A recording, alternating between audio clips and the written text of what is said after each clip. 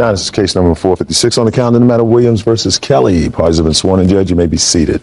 According to your complaint, Mr. Williams, you and the defendant were co-workers. She borrowed some money from you. And this was in October of 2000. Is that right? That is correct, Your Honor. And she signed a promissory note, and she did not pay you back. Easy? That is also correct. The defendant says that because of your actions, she was fired from her job. Because of things that you said about her, she was unable to get another job, and therefore she doesn't feel as if she has to pay you back the money, and she is counterclaiming for defamation. Is that right? Yes, that is correct, Your Honor. The dates become very interesting here. The loan was made what date in October, sir? October 20th, 2000. And what did you need the money for?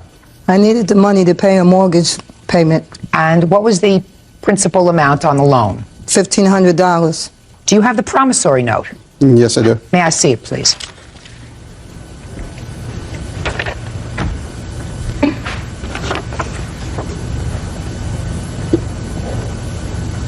And you did sign this promissory note.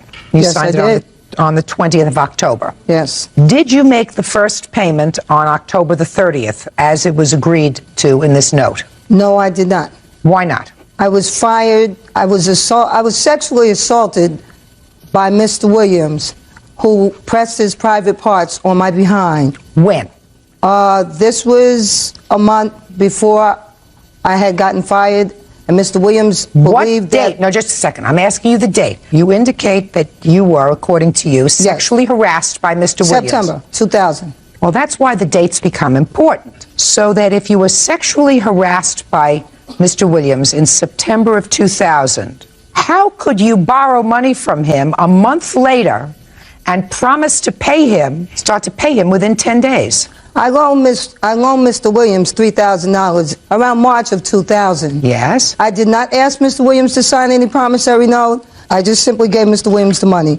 I had to hound him for 6 months to give me my money back. But when I needed money, Mr. Williams asked me to sign a promissory note. So, and I felt hurt. I felt hurt because originally I thought we were friends, but I found out differently. Anyway, what I was saying, I was in a very bad bind, and I needed money. And I borrowed it from Mr. Williams because I loaned him money, so I felt like he should give me money. Well, when you signed this promissory note, Miss Kelly, yes, did you have intentions of paying him Yes, back? I had intention. Oh, I'm sorry.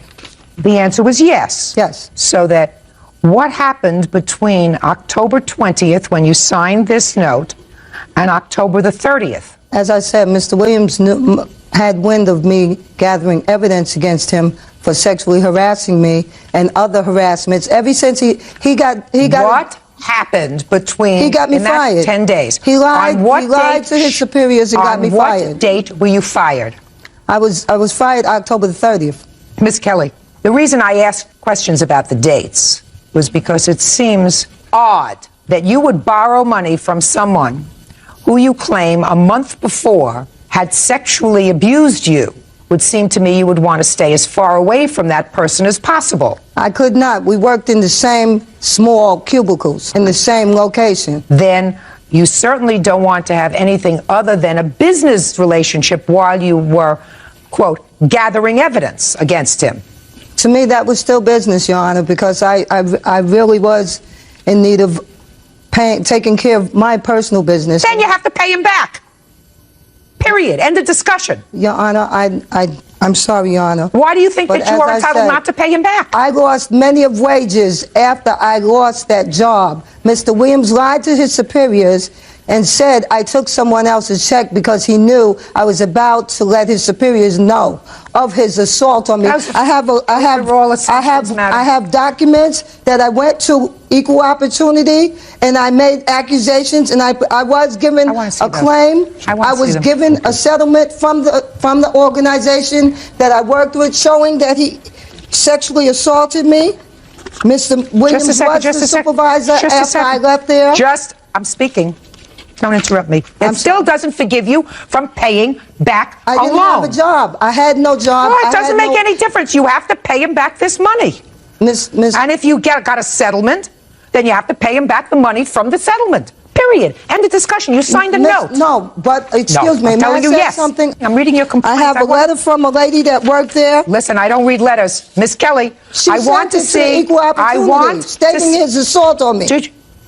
Did you hear what I said? I don't read letters. I want to see the result. This is the complaint that you just gave me, that you filed. I want to see the order that they handed down. Do you have a copy of the order that they No, I have a copy of the check that they settled with me for. They settled with you for it. And that was a whole year later when my bills were... Just a second. You mean you don't have a copy of the decision? There was never a decision? I was released from unemployment. Would you answer my questions? Excuse me. I'm sorry.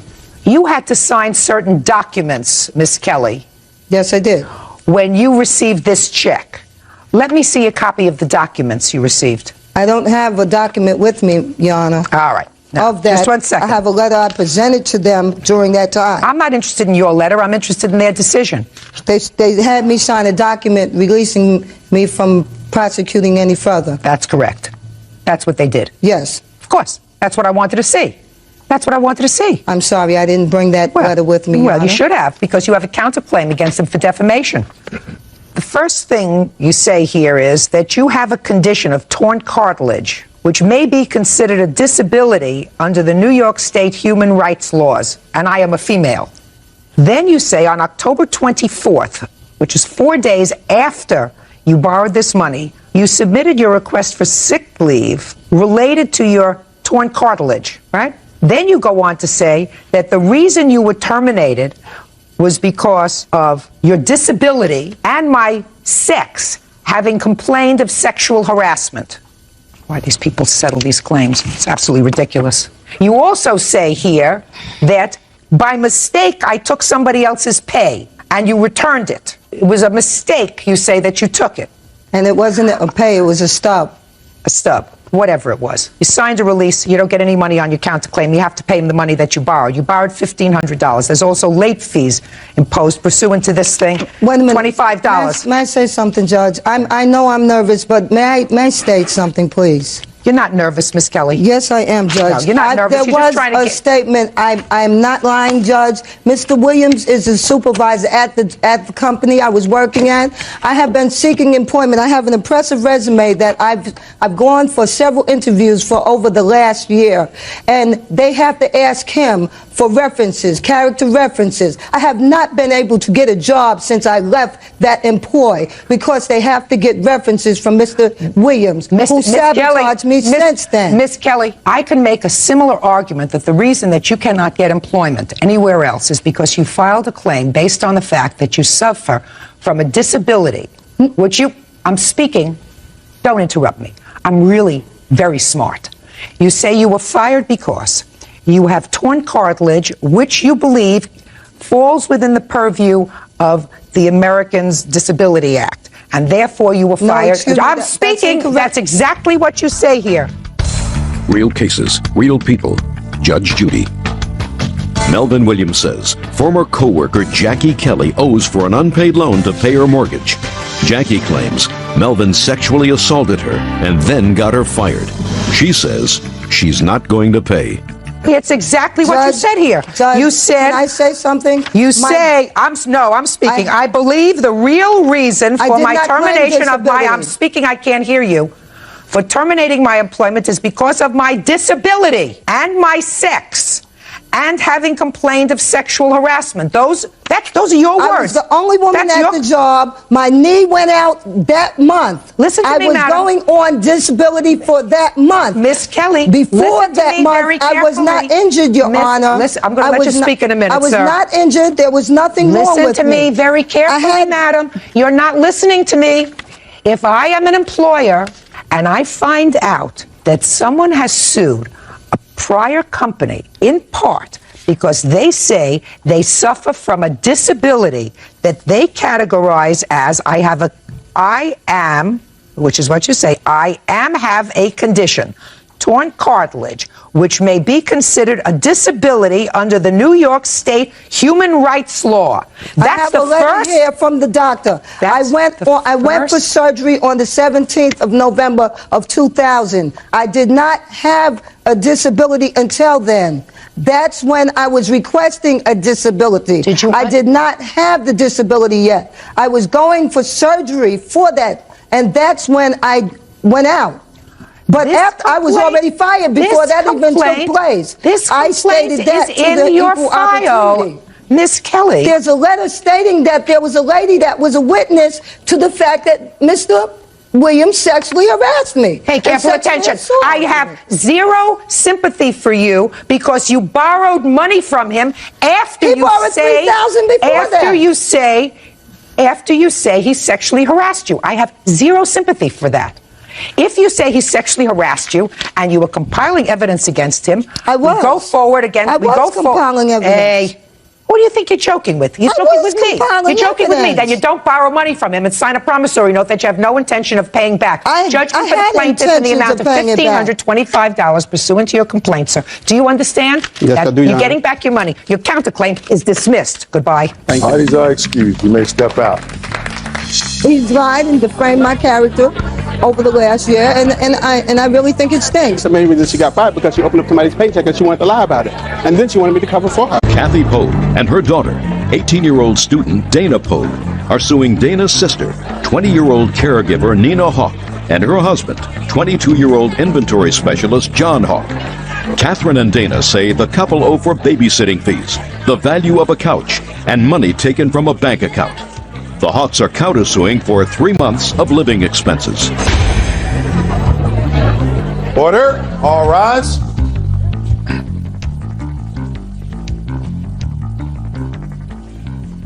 Your Honor, this is case number 135 on the calendar in the matter of Pogue versus Hawk. You're welcome. Parties have been sworn in, Judge. You may be seated, sir. Have a seat. Mrs. Pogue, this young lady is your daughter, Yes, ma'am. and this is your other daughter, Yes, ma'am. and you're the Husband. husband. Let's deal with your daughter's lawsuit first, because I think that might be easier. You are suing your sister because you claim when you were living with her, she had promised to pay you for babysitting. Yes, ma'am. And she didn't. Yes, ma'am. How old are you? 18. How old were you when you were living with your sister? 18. When did you start to live with your sister? The middle of February, Why? I was kicked out of my father's house because I did not get along with my new stepmother.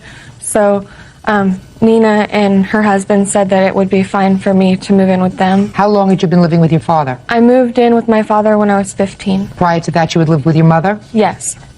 Why did you leave your mother's house? Me and my mom didn't really get along at the time. Now, what was your living arrangement with your sister? At the beginning, we lived in an apartment, and I had my own room. And then after that, we moved into a bigger house, so I still had my own room. Okay. Were you paying any expenses? Yes, actually, no, I had them under my name. I had the cable under my name and the telephone under my name, but they were paying it.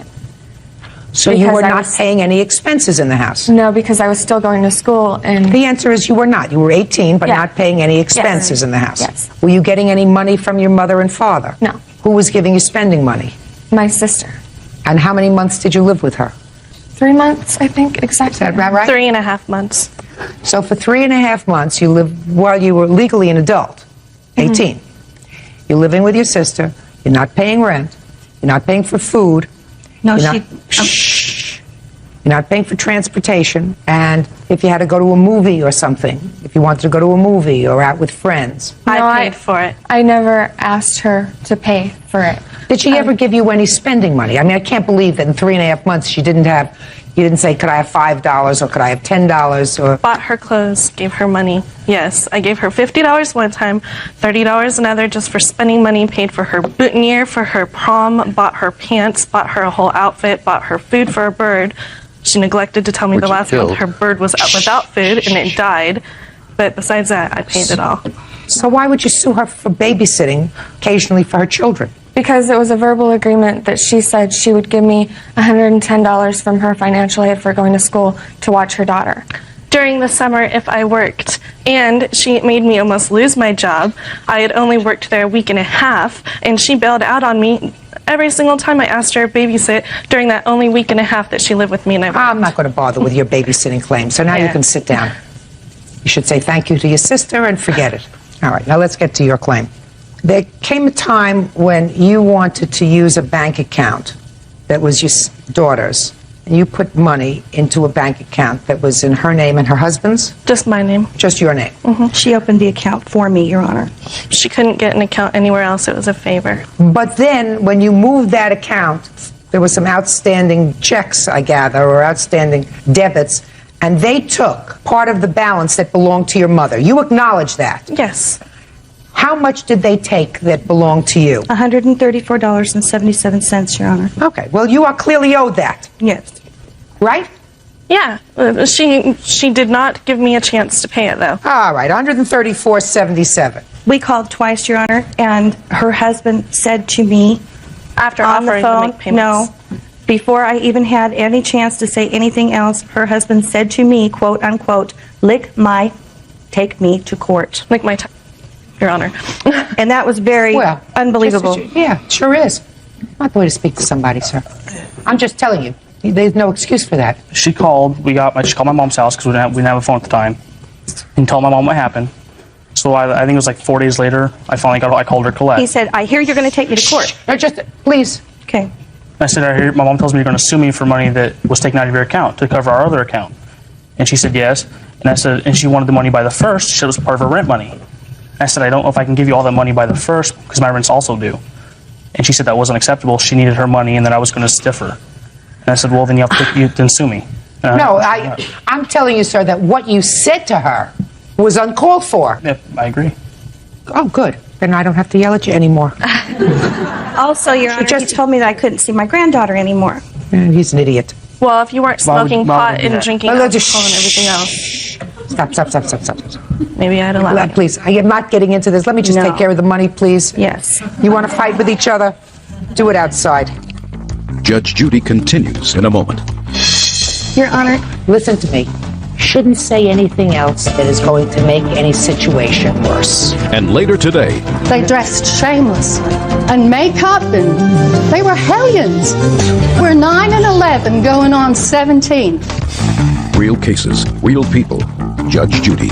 Catherine Pogue and her daughter Dana Pogue say Dana's sister, Nina Hawk, and her husband John owe for babysitting fees, a couch, and stolen money. You have some nonsense here about a couch that you say you loaned to your daughter and she sold. yes, ma'am. You sure you want to get into that? Ma'am, that was the agreement What? between her and I. What was the Okay, I had a pretty good sized house, and I was going to move closer to my job. Go ahead. What year was this? The beginning of the year 2000. All right. You said take one of my couches. I said take both the sofa and the love seat. Please keep them in your control. If you decide to get rid of them, please, I would like them back. Or if you decide to sell them, this is how much I would like for them, because she said that her friend had expressed an interest in buying them. Come to find out, I will pay the deposit. I will help you get the furniture that you need to set it up for you and the boys if you're willing to stay here in Gainesville and not go back to him. Oh, I'm not going back, Mom, I promise. So I bought her a sofa and love seat. It was TV and VCR that was bought. I paid $150 down deposit on the apartment for her. I have all the stuff here. And then she went back to the boyfriend. Yes, she did. So how long did she stay in the apartment that you lived She in? never moved in, Your Honor. She went and got the cashier's check and cashed it back in for the money. Did you cash the check that your mother gave you for a down payment on an apartment? No, I put the deposit. What cash did your mother give you for the apartment? She didn't give me any cash. I put the deposit. I have the receipt. It's in my name and everything. Did you Yes, give her I wrote her a check, Your Honor, for $150 cash because they wouldn't take a personal check at the apartment complex. I gave her a $150 check. She went to the bank, and while she's in the bank, she filled it out into her name so that way she could get it back. I believe your mother. I believe your mother. Don't lie. You know, I mean, so far, you're in pretty good shape. Your mother owes you $672. But don't lie to me, because that makes me feel stupid. Did your mother give you a check for $150? Yes, ma'am. Good. Your Honor, I love my Jump daughter. up. Just a minute. I got it. I got the drill. No, I got the drill. What other cash did you give her? I bought the soap and love suit for her. Forget about the sofa and love seat. According to what you just testified to me, you said to her, I'm going to help you get set up, but you have to promise me you're not going to go back to this jerk. And she said to you at the moment, I promise you I'm never going to go back to this jerk. Yes, sir. The other part of what you would have to say in order to make that kind of an agreement is, that's binding is, and if you go back to him, you must return to me the furniture or the value of the furniture. Do you understand? Well, I did say that at one time. Well.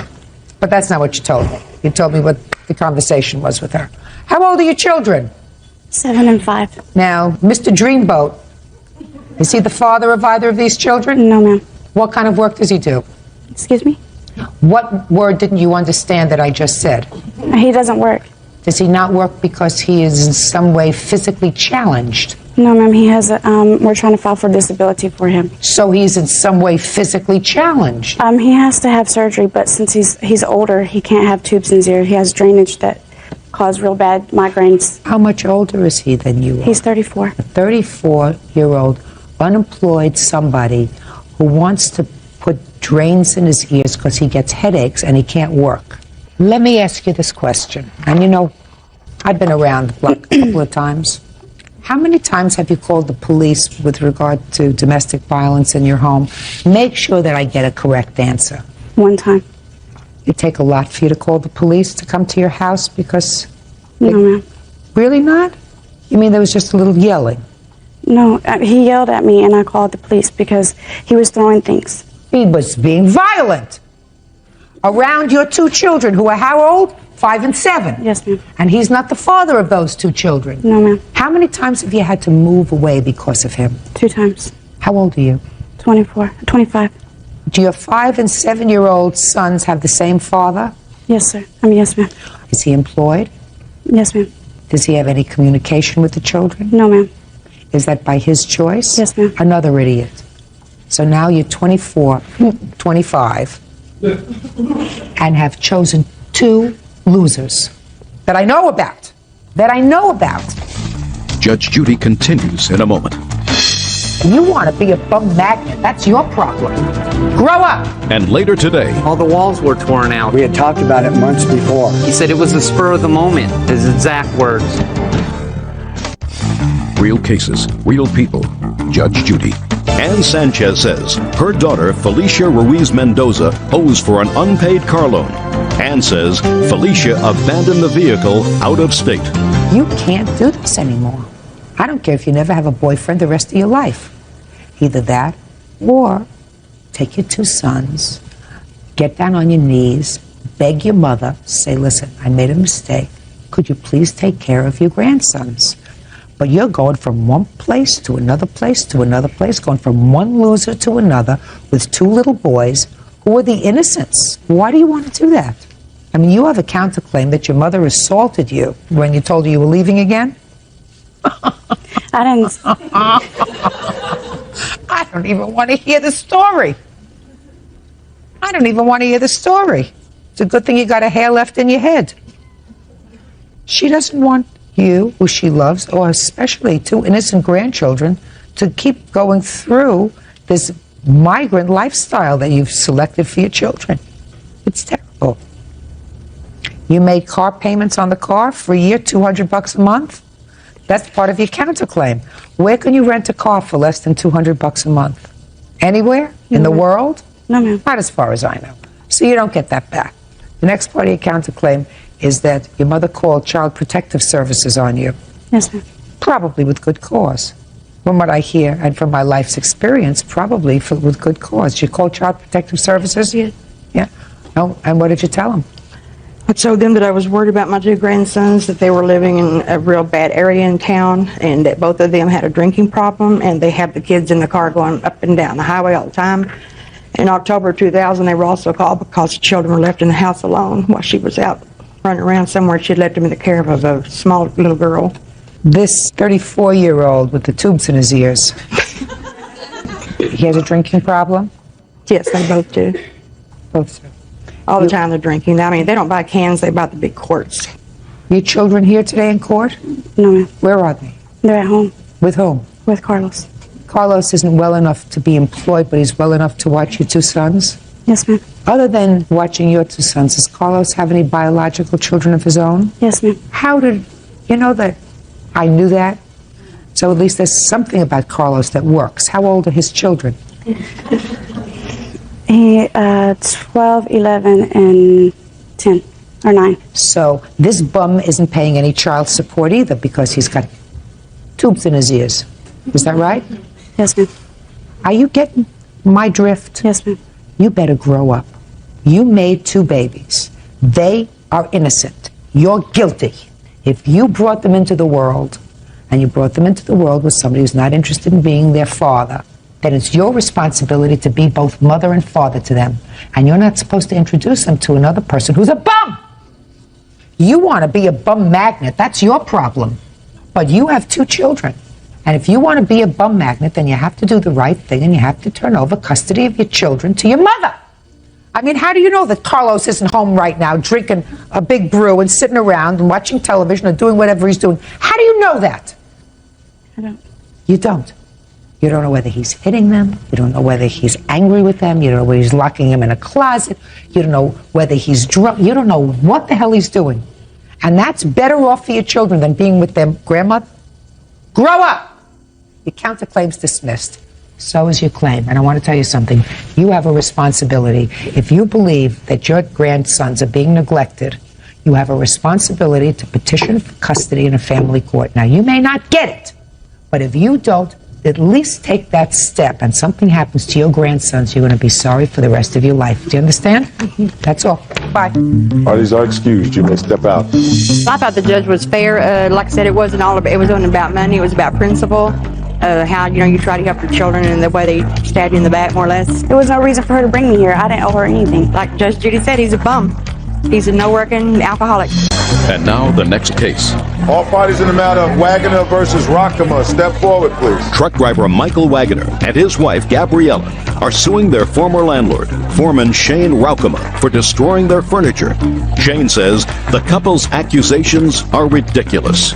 You rented a house from the defendant, is that right? He had a piece of property, and there were 2 houses on the property. You rented one house. He lives in the other. The back house is a garage that he made into a house. For himself? Yes. And what was the rent on the house you were renting? $550. That a pretty good rent? Very cheap. Why do you think it was so cheap?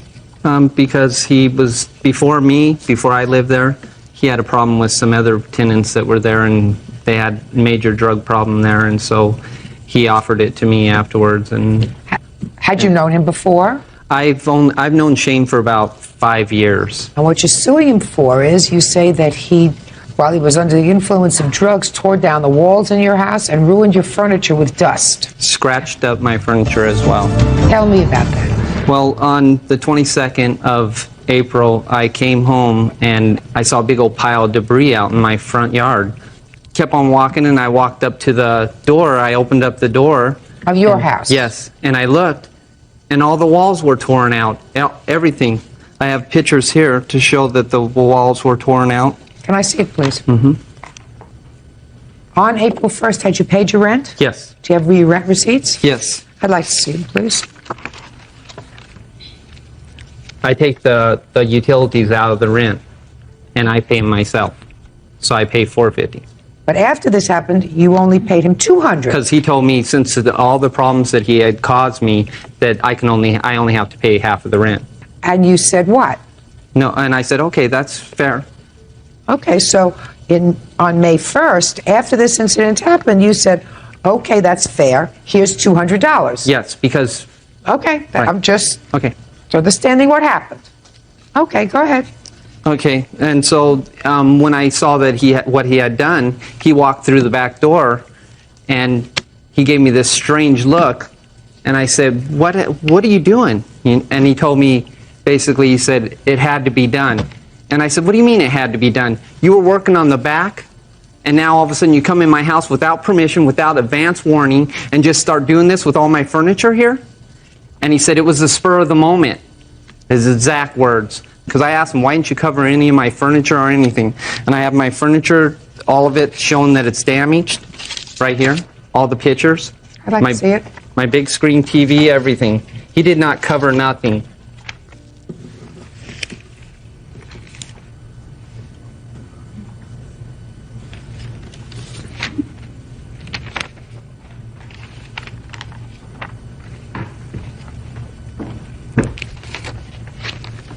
Okay, now I'm ready to hear you. Go ahead, sir. Okay, I told the... Look at me. I told Don't look down. Look at me. I told the plaintiff that I was going to remove the wall from the kitchen to the living room and have some kitchen cabinets made up and do some light demo. We had talked about it months before. When, immediately prior to April 22nd, did you notify him that you were coming in? Did you talk to him on April 21st? No, it was 2 weeks prior to that, Your Honor, because I went to Colorado to see my mother, and before I went, I talked to him about it in his kitchen. Fine. Now you get back. Yes. And you decide to do it on the 22nd. Now, the last time you spoke to him about it was before you went to your mother's. Is that right? Yes.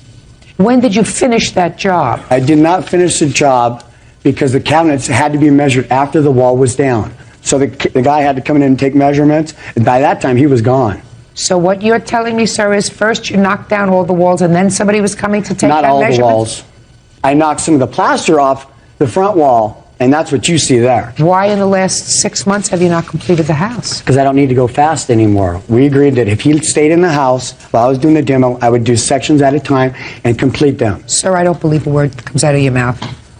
I don't believe a word that comes out of your mouth. When somebody does work on a kitchen, first they have somebody come in and take measurements. They plan it out. What they don't do is they don't take down all the walls and then say, now I'm going to get somebody to come in, and now they're going to take measurements. Your problem, Mr. and Mrs. Wagner, is that you accepted a resolution of this problem. That's not true, Your Honor. Let me finish. If you had said, I'm going to pay you your rent, I'm not accepting $200 for the damage that you did, then I would say to you, you have a claim. But when you accept a settlement, which is what you did, you're still stuck. But there's one thing that you're not stuck for, and you're not stuck for the fact that he trespassed on your property because you paid April's rent. And he has no right to come into your property without giving you adequate notice, which you did not do. Because the fact that you may have said to him, if I believed you, which I don't, listen, I want to do some demolition and some light work in the house. And people who live 2 feet away from you couldn't come in and say, listen, can you get your stuff together because I'm coming in tomorrow or in 2 days to fix it. I don't believe that. You had no business being there. Judgment for the plaintiff for $2,000. That's all. Step out. Parties are excused. You may step out. Yeah, this is case number 57 on the calendar in the matter of Whitley versus Clow. Parties have been sworn in, Judge. You may be seated. Sir, have a seat. You're welcome.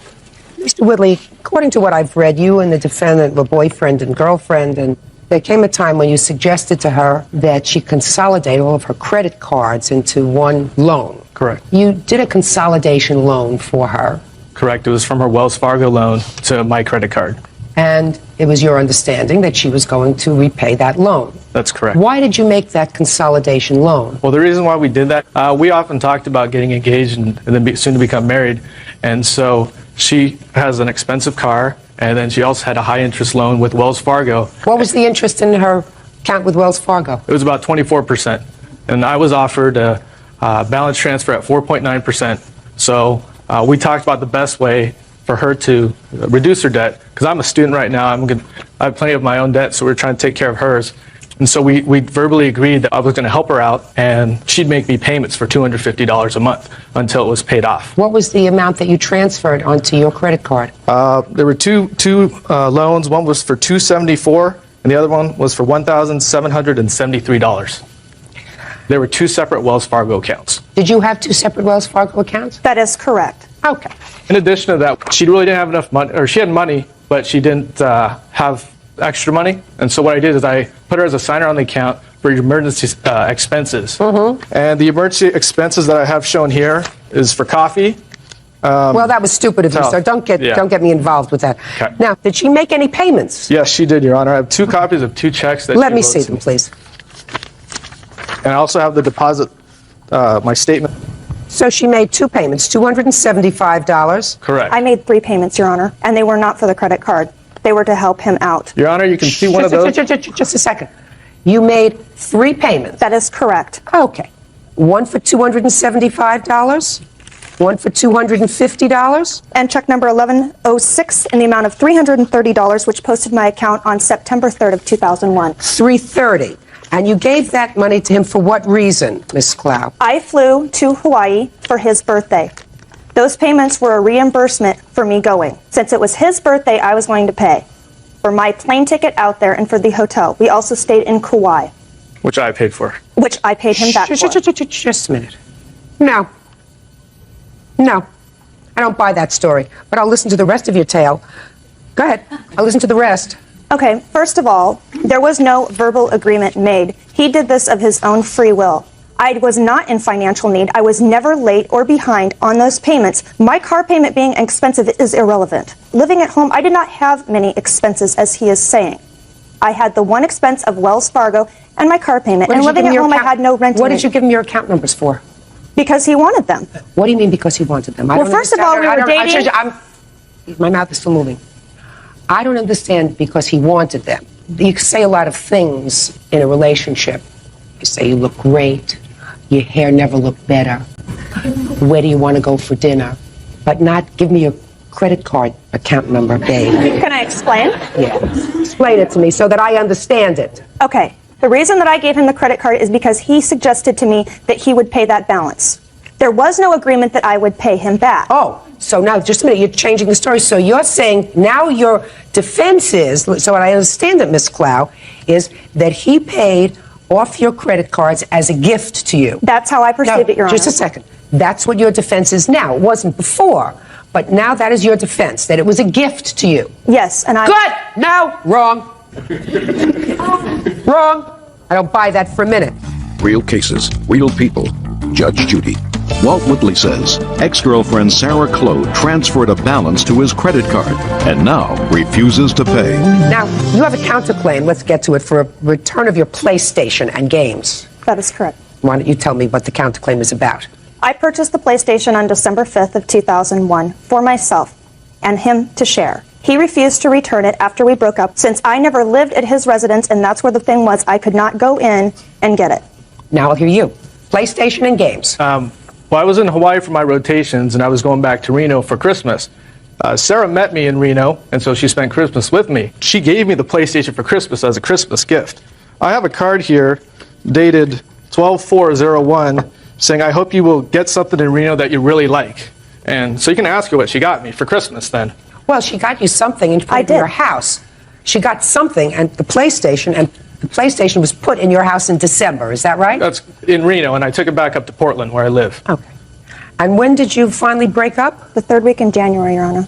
Okay, and between December 5th, when you bought this PlayStation, that's when you said you bought it, right? I have the receipt to prove it right here. I don't doubt that you bought it. Okay.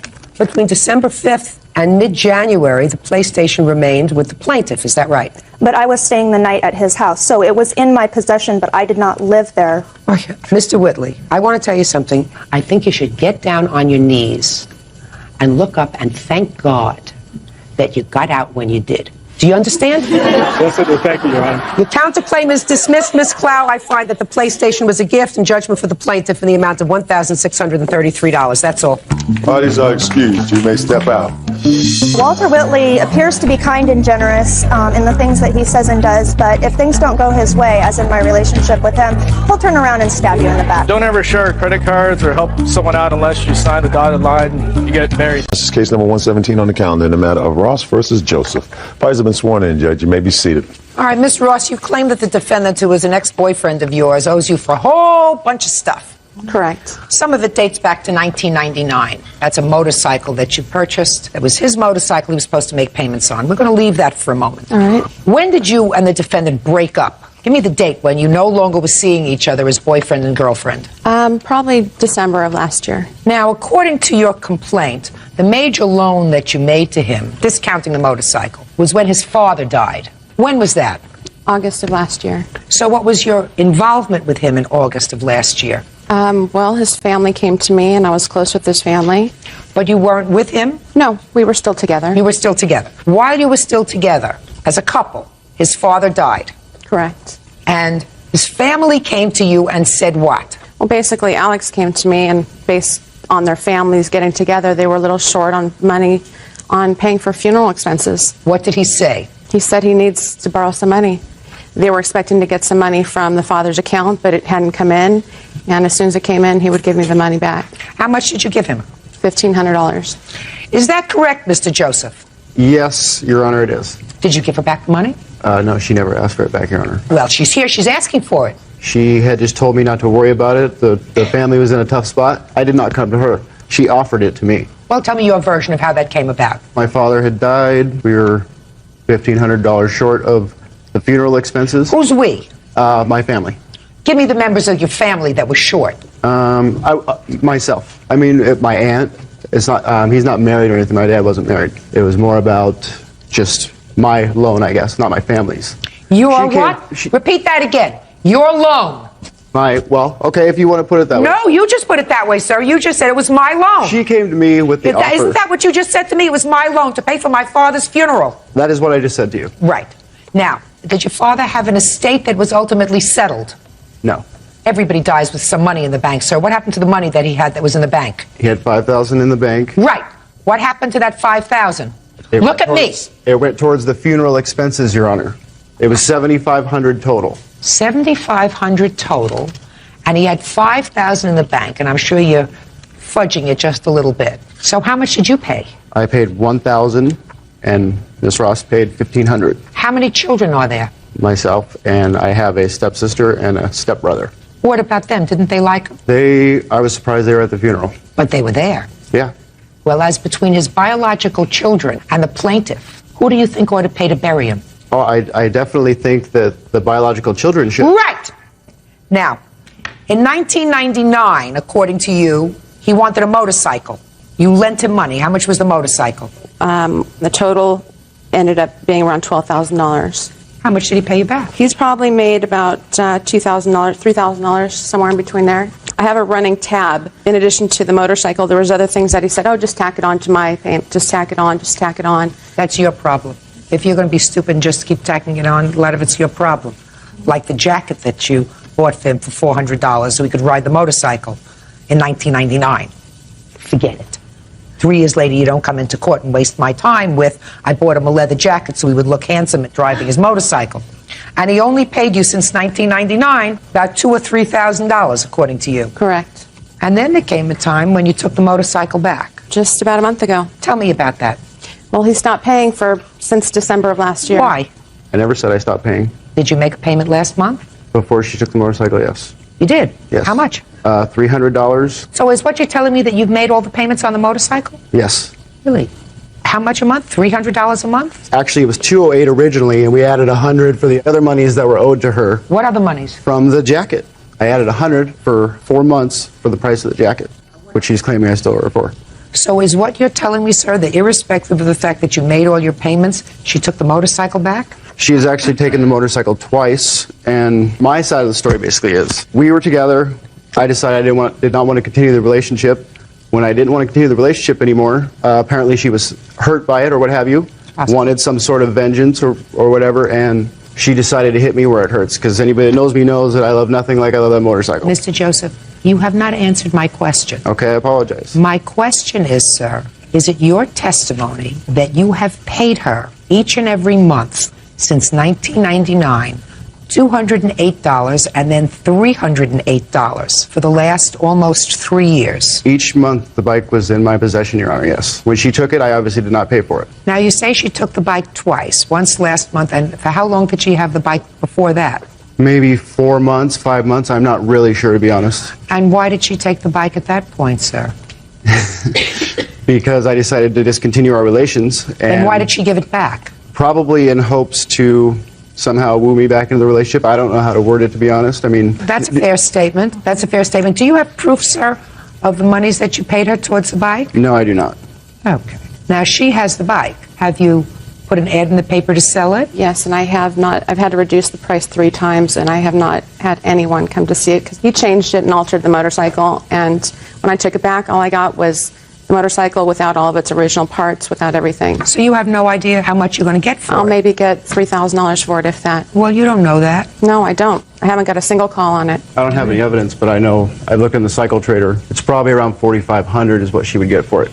Now, if I had it my way, would continue to pay for the motorcycle, because it's very important to me. It's something that I've spent over 100 hours in the garage working on it, putting on these aftermarket parts. And it's all about, she's been hurt by me. Well, are you so she's prepared gonna to hit me say where as it hurts. follows, sir, that if you can present proof of continued insurance and that you make regular payments in the amount of $300 a month. I will not give him the bike back. You won't? No. Because it's not about the money, it's about No. me not having the motorcycle. He's completely disrespected me and told me, made threats, and it's beyond that now. Judge Judy will continue in a moment. And later today, I told her, unchain the dog, tell him to come home, he'll come home. He says, just open the door, let him out, tell him Poppy's home, and he'll come home by himself. Is that stupid? No. I mean, is there something wrong with you? real cases, real people. Judge Judy. Stacy Ross says ex-boyfriend Alex Joseph owes for a motorcycle and for a loan to bury his father. Go ahead. I gave him many opportunities to. He took the bike away. Actually, he parked the bike in my garage because he couldn't afford it. And he said, do me a favor, having some rough times, keep the bike for me.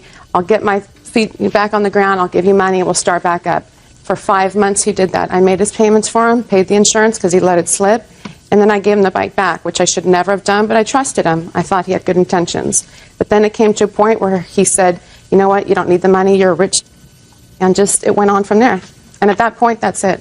So what I suggest you do is sell it, and you're free to refile your claim once you've sold the bike. Make sure you have your figures correct, exactly how much he's paid you, what you got for the bike, the difference in the loan that you are still paying for, and that's what your damages are. Do you understand? Yes. In the meantime, he owes you $1,500 for his father's funeral. The $1,500 is a legitimate, I believe, loan. He slipped and used the word loan. That he has to pay back to you. And as soon as you get... Well, he also slipped and said that he owed me for the motorcycle jacket, too. So well, but he paid for some of it. No, he I hasn't paid four for it. payments of $308 rather than $208 to make up for the $400 that she claims the In jacket any costs. event, Miss Ross, pay attention. 3 years ago, you bought him a jacket. After he hadn't paid you for the jacket, you still lent him money for his He wasn't father's paying funeral. for the jacket. He would never pay me back for one item and say, here, this is for that. Then you got to be smart. That's why I took the bike back. Fine. Then you have it. Now sell it. Judgment for the plaintiff in the amount of $1,500. I would like to be able to speak, Your Honor. What, do I not get to defend While he's myself? not excused, you may step out. Cool. So all the green highlighted things that you see are my voicemail being filled up by the plaintiff. Intentions mean nothing. It's actions that actually speak louder than words. That's 100 phone calls in an hour and 4 minutes. The only times I called is to demand my money. There's a little bit of a problem going on here mentally. Don't trust men and don't buy them motorcycles or anything else. Don't get married and don't give her your phone number. That's case number 84 on the calendar in the matter of Dennis versus Pierce. Parties have been sworn in, Judge. You may be seated. Ladies, have seats, please. All right, I have a claim and I have a countersuit. The claim is that, Miss Dennis, you bought a home from the defendant. Yes, ma'am. On substantial acreage, 5 acres? Yes, ma'am, that's correct. And it is your claim that there was a damaged bathtub. A latent defect, yes. Give me latent defect. There was a damaged bathtub. Yes, ma'am. And it cost you a substantial amount of money to fix that bathtub. Yes, ma'am.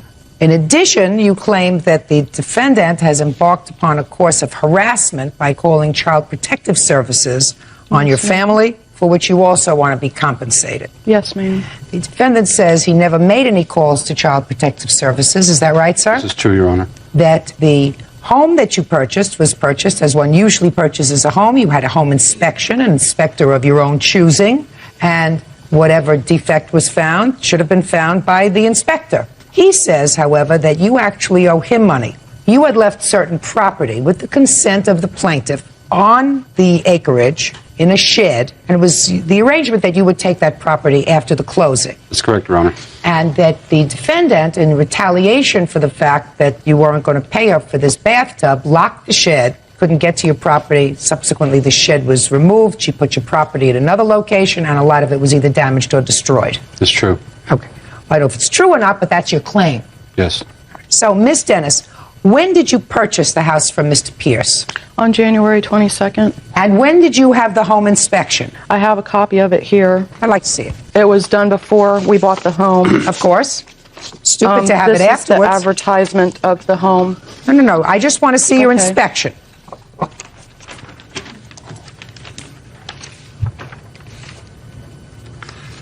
Your Honor, it claims 2 full baths, and being how one of the tubs was damaged, it was only considered 1.5 baths. Is that what you're trying to tell me? That because the home was advertised 2 full baths and there was a crack in one of the bathtubs, he misrepresented the home to you? Yes, ma'am. Oh, get a life.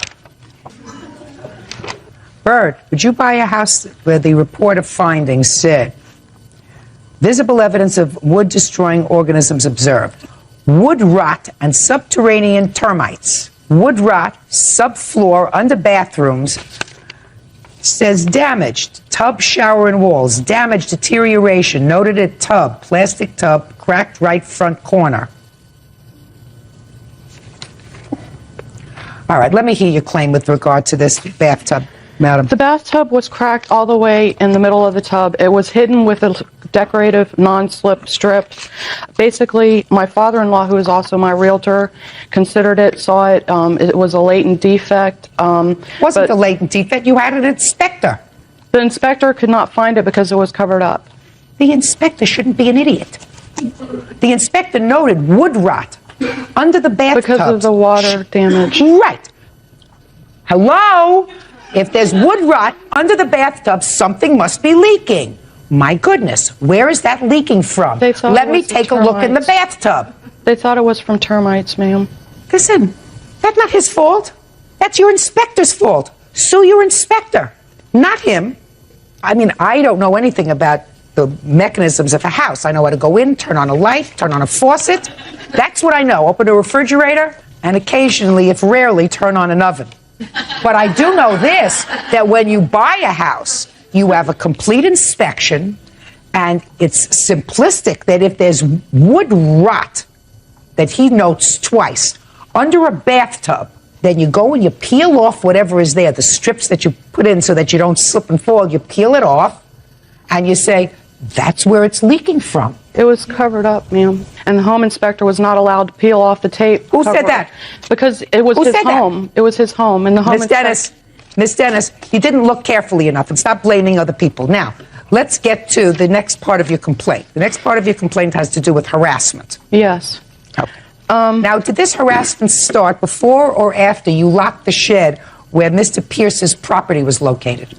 We have an amendment signed by the contract at the closing that says that Mr. Pierce was not allowed to move his contents until the shed company came. The shed was not removed until a month later. The shed company also said that it was repossessed when it was picked up, which meant even though they would have kept his belongings. Can you answer my question? The word is either before or after. Before, during, and after. So tell me when you locked the shed. The 24th after I confronted him. 24th of what? January, 2 days later after the closing. Okay, 24th of January.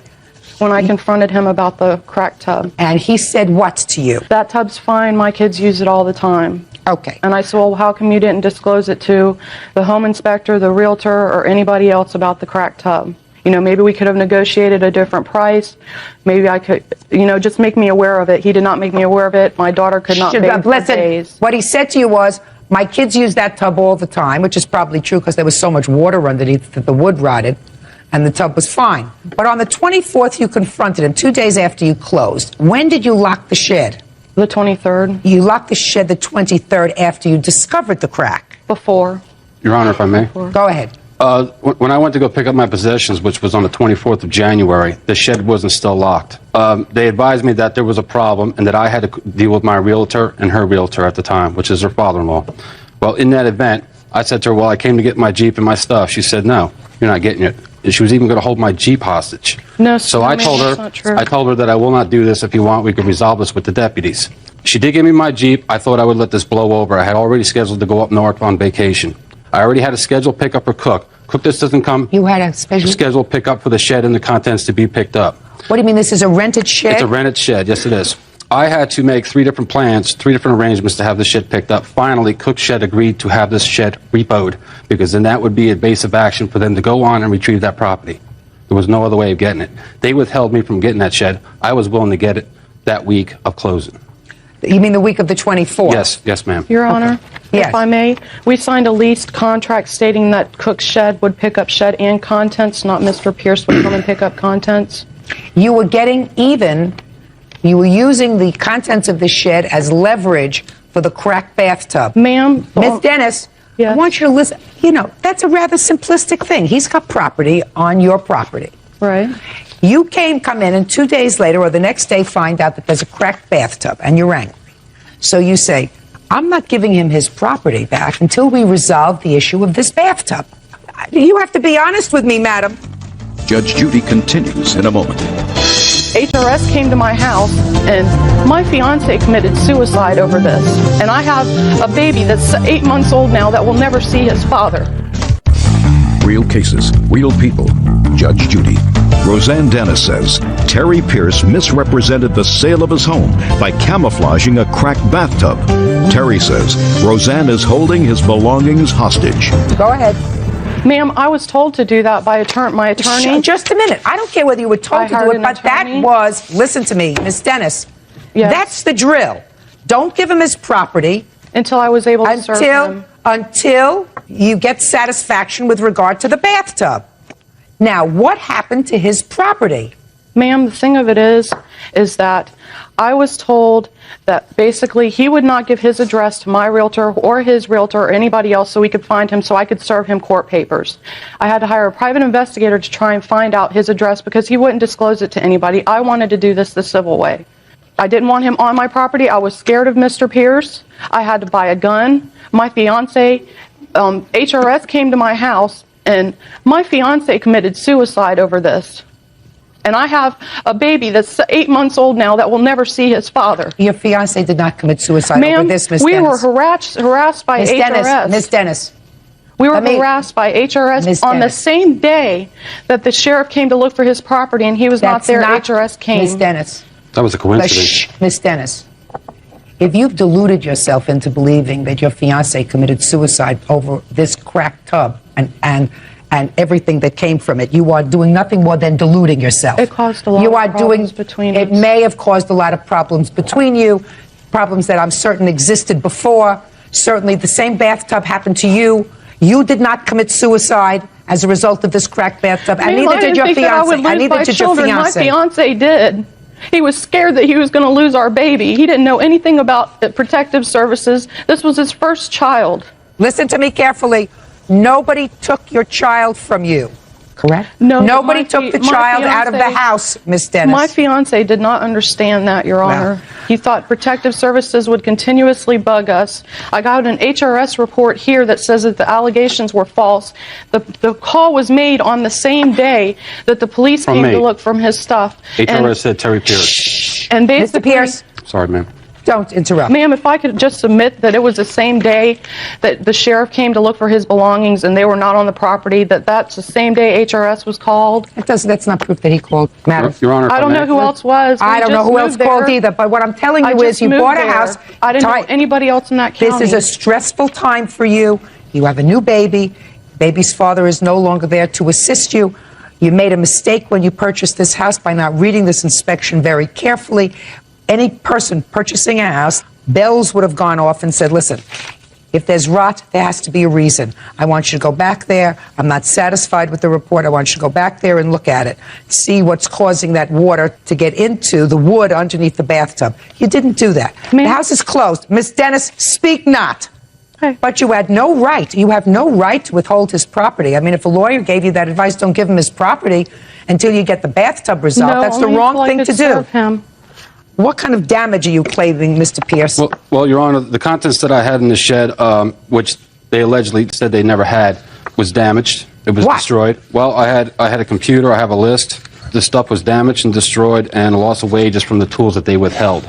They stole all my documentation from my income tax returns for the last 7 years, my investment portfolio papers. They took photographs of my wife, my children, and which we never had gotten. You never got them back? I never got them back, ma'am. No, I didn't. What did the plaintiff do with your property? They lied about their identities to the sheriffs. Okay, that's why the sheriffs had to keep coming back to the house. They were getting no cooperation. They lied about who they were. I asked you a question. I said, what did they do? The shed came and got taken away. When the shed came and was repossessed, was your stuff in the shed? No, it wasn't, because I was there that day. They came and picked up the stuff. What happened to the property? It wound up in a used storage facility down by her ex-father-in-law down in Tampa, Florida. Okay. And so I they moved the property out of the shed Yes. into another facility. Yes, and they claim they never had it. From what place did you take his property and where did you put it? I removed the property out of the shed and I put it in use storage. The woman who works there, Joyce, watched as his property was being removed, and basically she noticed that nothing had been damaged. Don't tell me what she noticed, Miss Dennis. You made a big mistake. You have absolutely no legal justification or right to move his property from where it was to you store it. And if anything happened to that property from the time he put it in there until the time he finally retrieved whatever he retrieved from you store it, you are responsible. There is no legal right that you had to move it. Let me see what you claim, Mr. Pierce, was destroyed and or lost. Here's a list from the Sheriff's Department. And here's some paycheck stubs as of last week. I'm not interested in paycheck stubs, Well, sir. that's part of the lawsuit. I'm not entertaining the part of the lawsuit that indicates that Okay. they withheld tools and therefore you couldn't work. That's iffy, at best.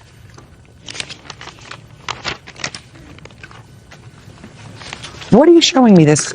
I asked you what you could There's a prove. list, an itemized list from the Sheriff's Department. My work tools. You never got them back? No, I never got them back. Which ones I did get back were broken. And the gentleman who owns you store it, I made him, see, I couldn't open up the combination lock because I was really upset that day. And I made the owner of the storage facility come to the place, and he opened it up in my presence, and he saw that the stuff was just thrown in there. There's no question in my mind it was just thrown in there. Ma'am, I want to see, sir, a bill for repairing the computer. I never repaired it. I just went and bought a new one. I paid $1,199 for that unit that has been broken, but I went to Gateway and I bought a new one for $799. What else? My radio arm saws, my chop boxes, tools that I use. I install windows for a living. Okay. Do you have any bills, Mr. Pierce, any receipts for the replacement of those tools? No, Is it- but the deputy who wrote up the report, he had made a list of what the stuff was worth. I'm not interested in what the deputy thought the stuff was worth, Mr. Pierce. You say you need these tools for your living. So I assume if you went to the shed and the tools were either lost or destroyed, you had to replace them. Well, I did. So all I'm asking you is for the receipts so that I can see how much it cost to replace the tools that you said were missing. I didn't think to bring them because of the fact that they were written on paper. I showed the deputy report. Just a second. Give this back to him. This is nonsense. Your Honor, nothing was damaged or broken. Just a second. Mr. Pierce, I'm not a stupid lady. I know you're not. But Fine. Then when you come to court, you don't tell me what a deputy thought your tools were worth. I had to prove what to you them. do. What you do is you bring receipts to court Right. so that you show me I bought this saw and this is what it cost. You're right. All right. So you don't have that. What else?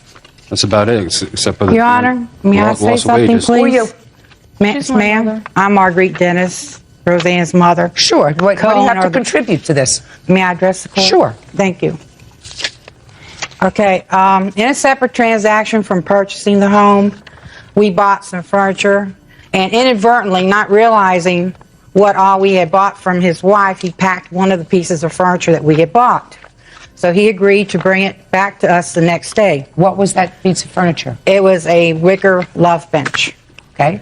And at that time, he was welcomed onto the property to get his vehicle. And at that point in time, he had every opportunity to go to the shed, get his work tools, or get whatever else he wanted to. Common sense would just tell me that if you're given the opportunity to go into your shed, you inadvertently or purposely left tools that you need in order to do your job, earn your bread and butter, you're going to go and get them. You're going to retrieve them. Or take them when you That's move. not true, Your Honor. All I'm telling you is, Miss Dennis, I'm not giving him any money for the tools because he cannot establish to my satisfaction what those tools were. I understand that, Your and Honor. how much it cost to replace them. I'm also telling you and your daughter that it was the wrong thing to do to move any of his property off the property I into you understand that, store Your it. Honor. And I don't care who gave her that advice. It was very bad advice. Miss Dennis, while I'm awarding Mr. Pierce $800 on his counterclaim, and that is really for the computer, because I don't think you can buy a new computer for less than $800. Ma'am, I have a repair bill for the tub.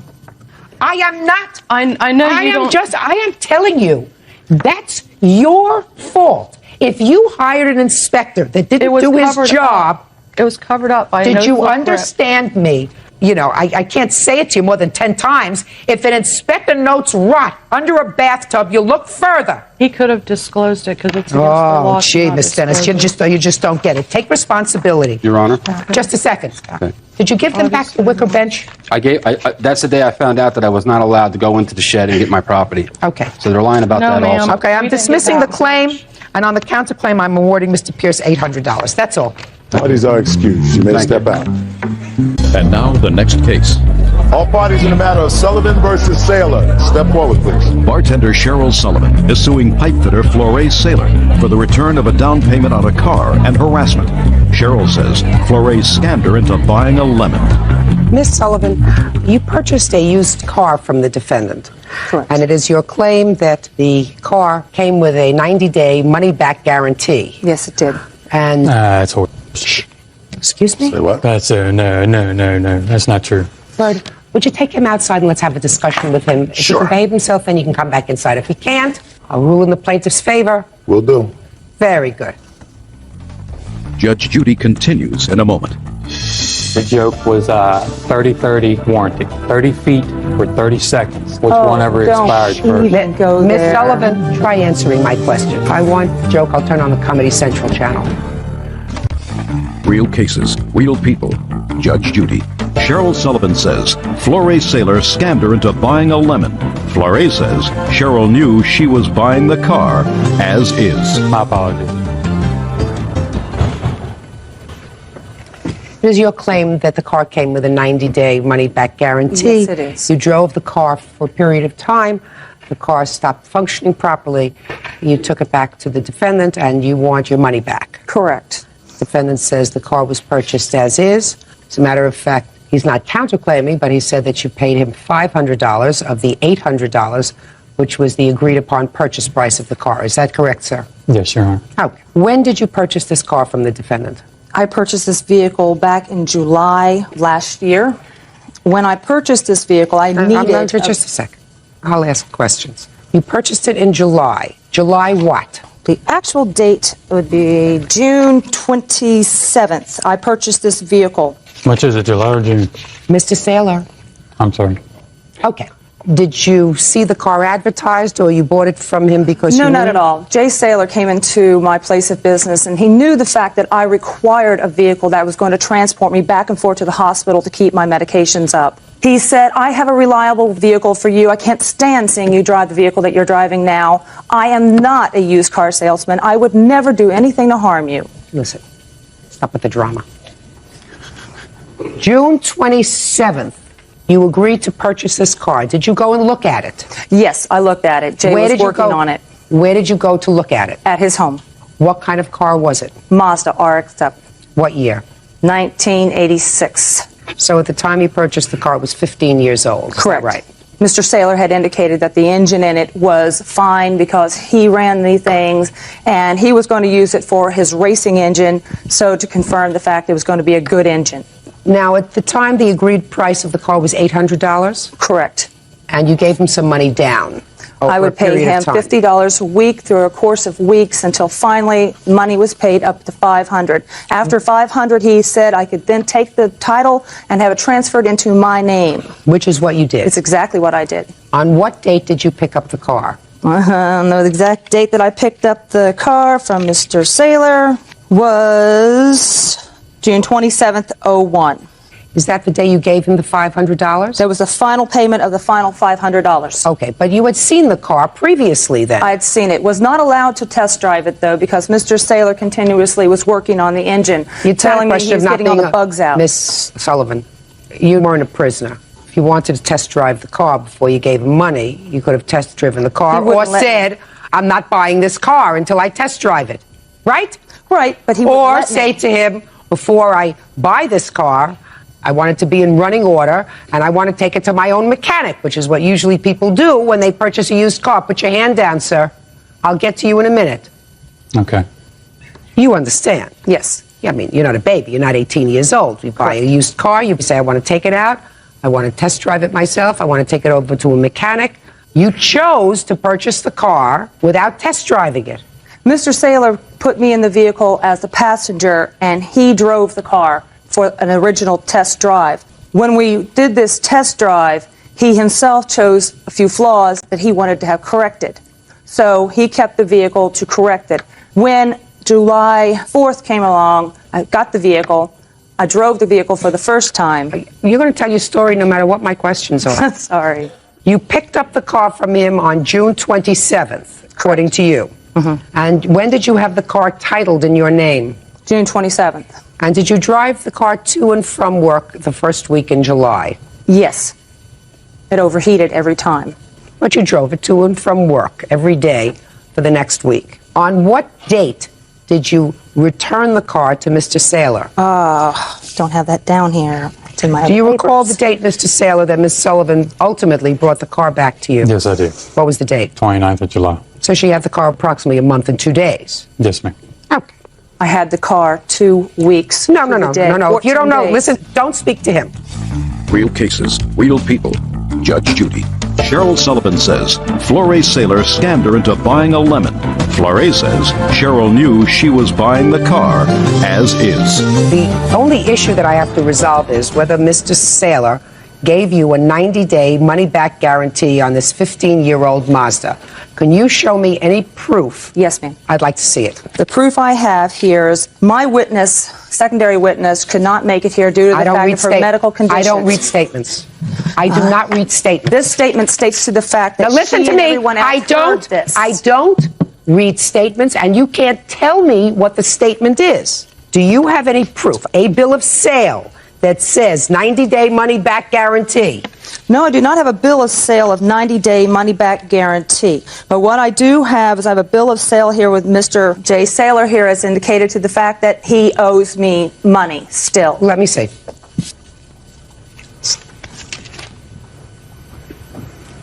He took the vehicle back in good faith. Just a minute. Did you write this letter, sir? Yes, Your Honor. Okay, let me read it. Well, Ms. Sullivan, this doesn't say that he owes you money. This says that you owe him money. That's his indication that I owe him money. Right. That's his This indication says- that I've paid him money for him to owe me back. Let me read the letter to you. Due to the Yes, ma'am. circumstances, after further investigation, it is my opinion that the engine is blown due to lack of oil, in which you were informed of on Sunday night that the car was at least 3 quarts low. In later investigation of the engine, it was found to have mud in the radiator, water pump, overflow pot, and the block. There is the matter of the $300 remaining balance, which at this time is 3 weeks late. There are also additional charges for parts and services rendered. Radiator installed, $150. The investigation of the car, $65 per hour. Water pump for new spark plugs, a lot of baloney. If you have any other questions, please feel free to call me. This is not a 90-day guarantee. This says you owe him the other $300 for the car. Guarantee was a verbal agreement between he, me, my boyfriend at the time, and a lodge full of people. Well, do you have any witnesses to that?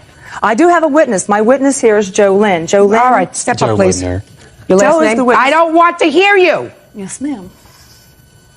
What is your last name, sir? Lynn, L-Y-N-N.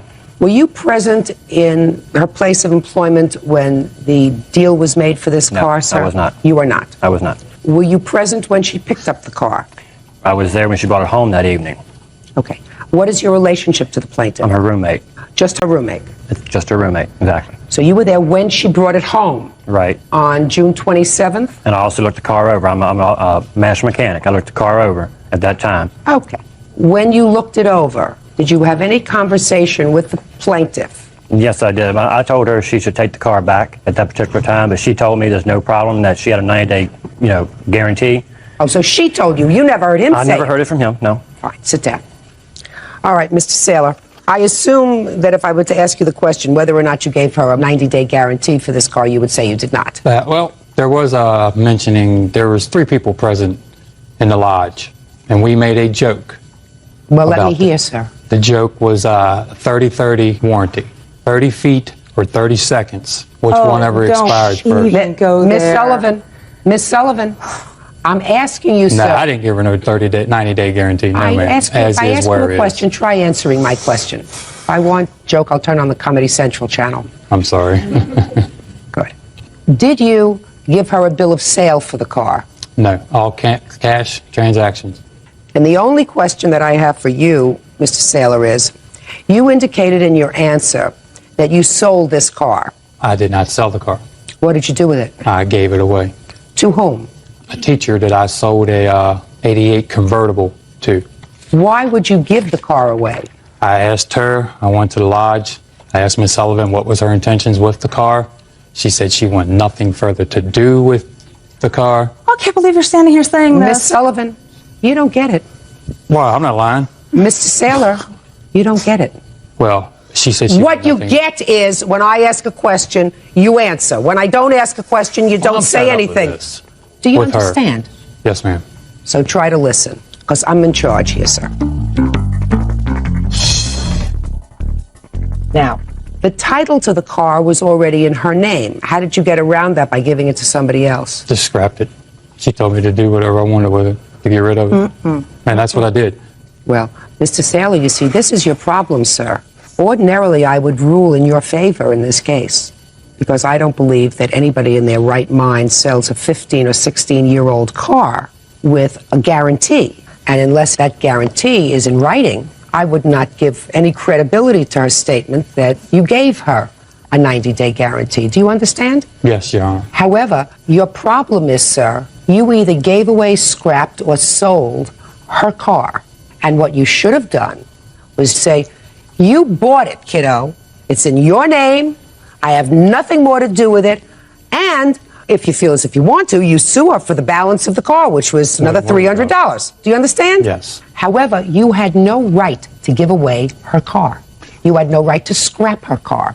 You had no right to sell her car, if that's what you did. So you have to pay her what she paid you. I'm not ruling that you gave her a guarantee. I don't believe that you did. But you exercised dominion and control over her car by giving it, selling it, or scrapping it to somebody else. And you can't do that. So judgment for the plaintiff in the amount of $500. That's all. Parties are excused. You may step out. And now the next case. All parties in the matter of Brown versus Valero. Step forward, please. Home health care provider Greg Brown is suing his ex-fiancée, insurance claims assistant Christina Valero, for an unpaid loan. Christina says Greg forgave the loan when they began dating. Mr. Brown, you claim a loan to the defendant. Yes, ma'am. When she was in some financial difficulty. Yes, ma'am. The loan was for rent. The loan was for, I think, $2,300. Yes, ma'am. You were paid back $200 from a relative of hers. Yes, ma'am. With an outstanding balance of $2,100. Yes, ma'am. However, she says that you forgave that loan after you started dating.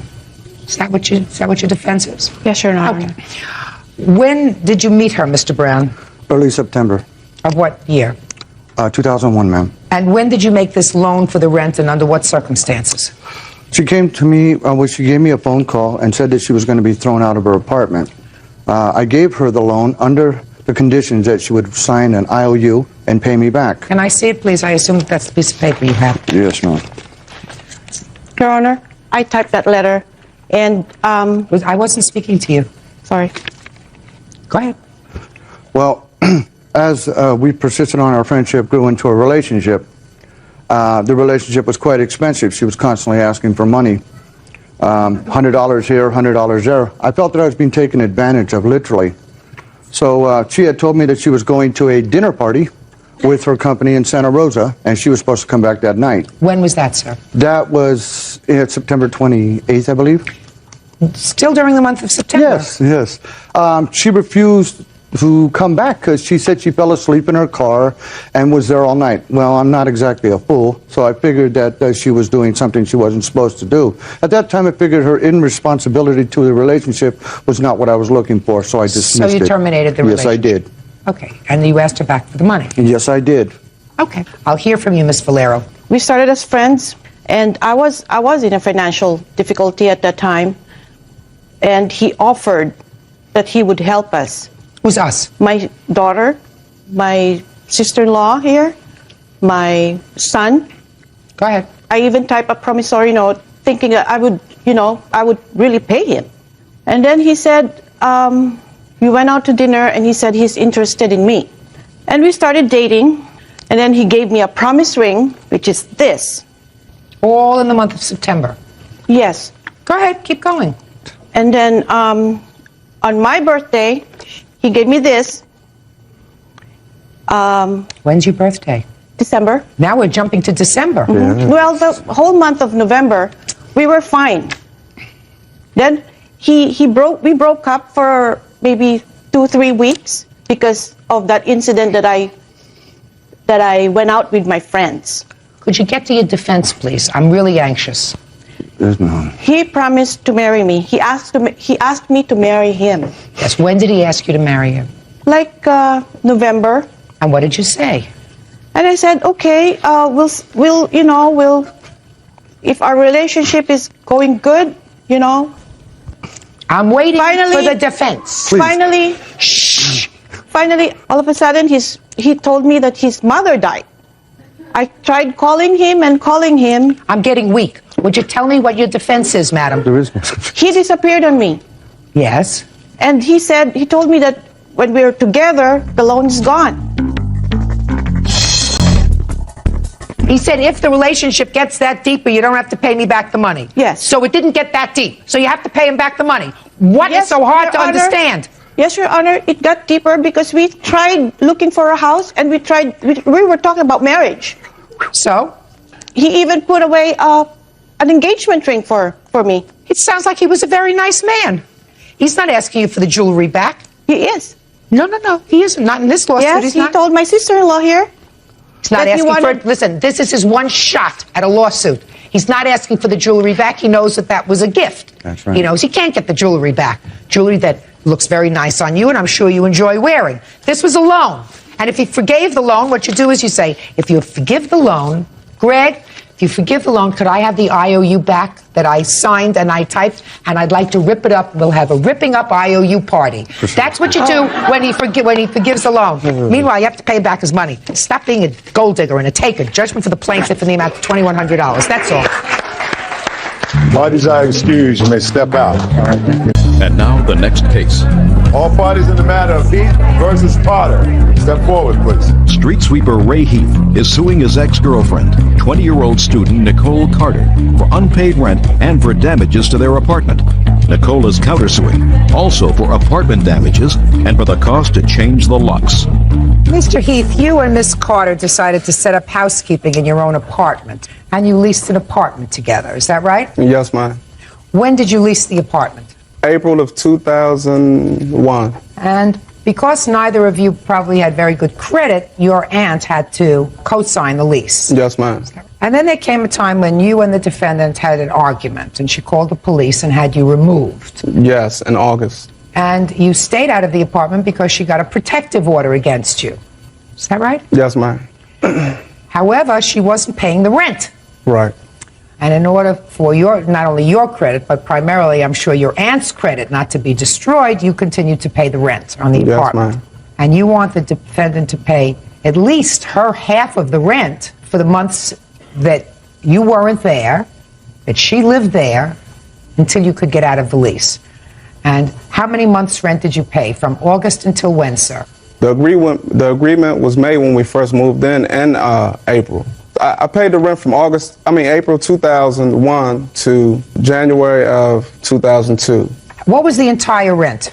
$5,338. That's an expensive apartment a month. I just want you to tell me, sir, how much a month was the rent? Oh, $475. I'm sorry about that. Is that right? Yes, ma'am. Did you pay rent in May, June, or July? Any rent? You did not? No, ma'am. So you didn't pay any rent at all in this apartment? Nope. Is that right? He agreed to pay for the rent, and I clean, cook, and pay the electricity and stuff like that. Did you have an agreement with her where she would pay half the rent? No. Yes, Quiet. yes, ma'am. Yes, we did. I have my aunt as a witness. Are you the one who co-signed on this lease? Yes. Would you step up, please? Tell me your last name. Wilkins. Miss Wilkins, did these two young people come to you and ask you to sign the lease, co-sign the lease? Yes, they did. Both of them? Both of them. I asked Nicole, was this true that she was going to pay half of the rent, and she told me yes. Does that sound right? No, ma'am. Sure it does. Sure it does. That's not how it went. Listen, were you working? Nope. Why not? At the time when we moved out, we didn't have anywhere to stay at, so I lost my job. That's when he said May, June, July, August, September. Why don't you have a job? What do you do? I was going to school. I was getting ready to go to school. No, going to school and getting ready to go to school is entirely different things. Real cases, real people. Judge Judy. Ray Heath says ex-girlfriend Nicole Carter owes for unpaid rent and apartment damages. Nicole says Ray abused her throughout their relationship. Why weren't you working? Because I had no transportation. Aren't there any stores around this place where you were living? Mm-hmm. I was looking. What do you do for a living, sir? Well, at the time I was driving a sweeper. Now let's get to the time you put him out of the apartment. Tell me about that. Well, at the time he He's been abusing me the whole time I've been with him. Well, that's, So- if you allow that to happen, then you're just as stupid as he is guilty. You're right. You're right. So we got into an argument over a car that my mother had gave me, and he took my keys. What kind of an argument did you get into? Well, Your mother had given you a car, right? Mm-hmm. Your mother had given you a car, so now you had transportation so that you could get a job. Yeah. You're right. Right. So, well, now what he kind didn't of argument did you have? He didn't like the fact that I was driving my car, going other places other than looking for a job. Sounds right to me. He's But no, paying all the bills. It wasn't only that. It was just the simple fact that he didn't like my relationship with my mom, my mother coming around, and people that came to the house. He just was very overprotective. He didn't even want me to leave the house. If I wasn't looking for a job, he didn't want me leaving the house. He just wanted me there to cook, clean, and be there for him. Okay. So you had an argument. Mm-hmm. What happened during this argument? He was trying to take my keys from me. So I went to the bathroom to go put on some clothes, and he just grabbed the door open, grabbed me, and swung me into the bed on the floor. Grabbed my keys and left. He took your keys and he took you out of the bathroom forcefully and threw you on the bed or the floor? He threw me to the bed, but I landed on the floor. He missed? Mm-hmm. So you called the police? Yep. And you had him removed? Mm-hmm. And you got an order of protection? Next day, when he came back again. Good. Now you have your car that your mother gave you. Mm-hmm. And you have a lovely smile. Thank you. So why couldn't you get a lovely job so that you could pay the rent? Who did you expect to pay the rent? He put me through so much stuff where... Who did you expect to pay the rent? I was going to pay the rent. I had no problem with paying the rent. My mother would have helped me pay the rent, but I just couldn't get him out the house. He still was coming back to the house the whole time, even after I put him out. My house was broken into twice. He was coming, leaving notes, all types of things like that. You lived there. Why didn't you pay your half of the rent? Because he agreed to take care of me. I don't believe you. After you put him out of the house, he had been taking care of me listen to the me whole time. carefully. That after you put him out of the house, that he agreed to take care of you. When I went to go pay the rent, they told me the rent was already paid. So what was I supposed to do? Just say, oh, well, take my money and give him his back? Yeah. Yeah, right. All right, Mr. Heath, listen to me very carefully. You were put out in August. 6 months you paid rent, and you did not have the use of your apartment. The rent is $475 a month. That is $2,850. Half of that is $1,425. Do you understand? You have to think more carefully about what you do, but she's certainly responsible for that. The other 3 months that she lived there with you and you didn't collect her half of the rent, chalk up to your own stupidity. I mean, she's got a great smile and everything else, but you have to separate here from the other parts of your anatomy. In any event, now let's get to your counterclaim. You had to change the locks 3 times because he kept coming back inside? Twice, yeah. That's He the was not, interest. it wasn't even that he kept coming in. He had broke in twice. He still had access to the house, and I got the locks changed. He still was coming in there, leaving notes like turn the lights off and stuff like that. He was coming get his clothes. Oh, he was living there. If I wasn't there, he was there. You mean he was sleeping there? Mm-hmm. Really? Mm-hmm. I would come there some nights and the bed would be messed up. But he wasn't there. But I was just scared. He wasn't there when I got there. Okay. You changed the locks that made you feel safer? No.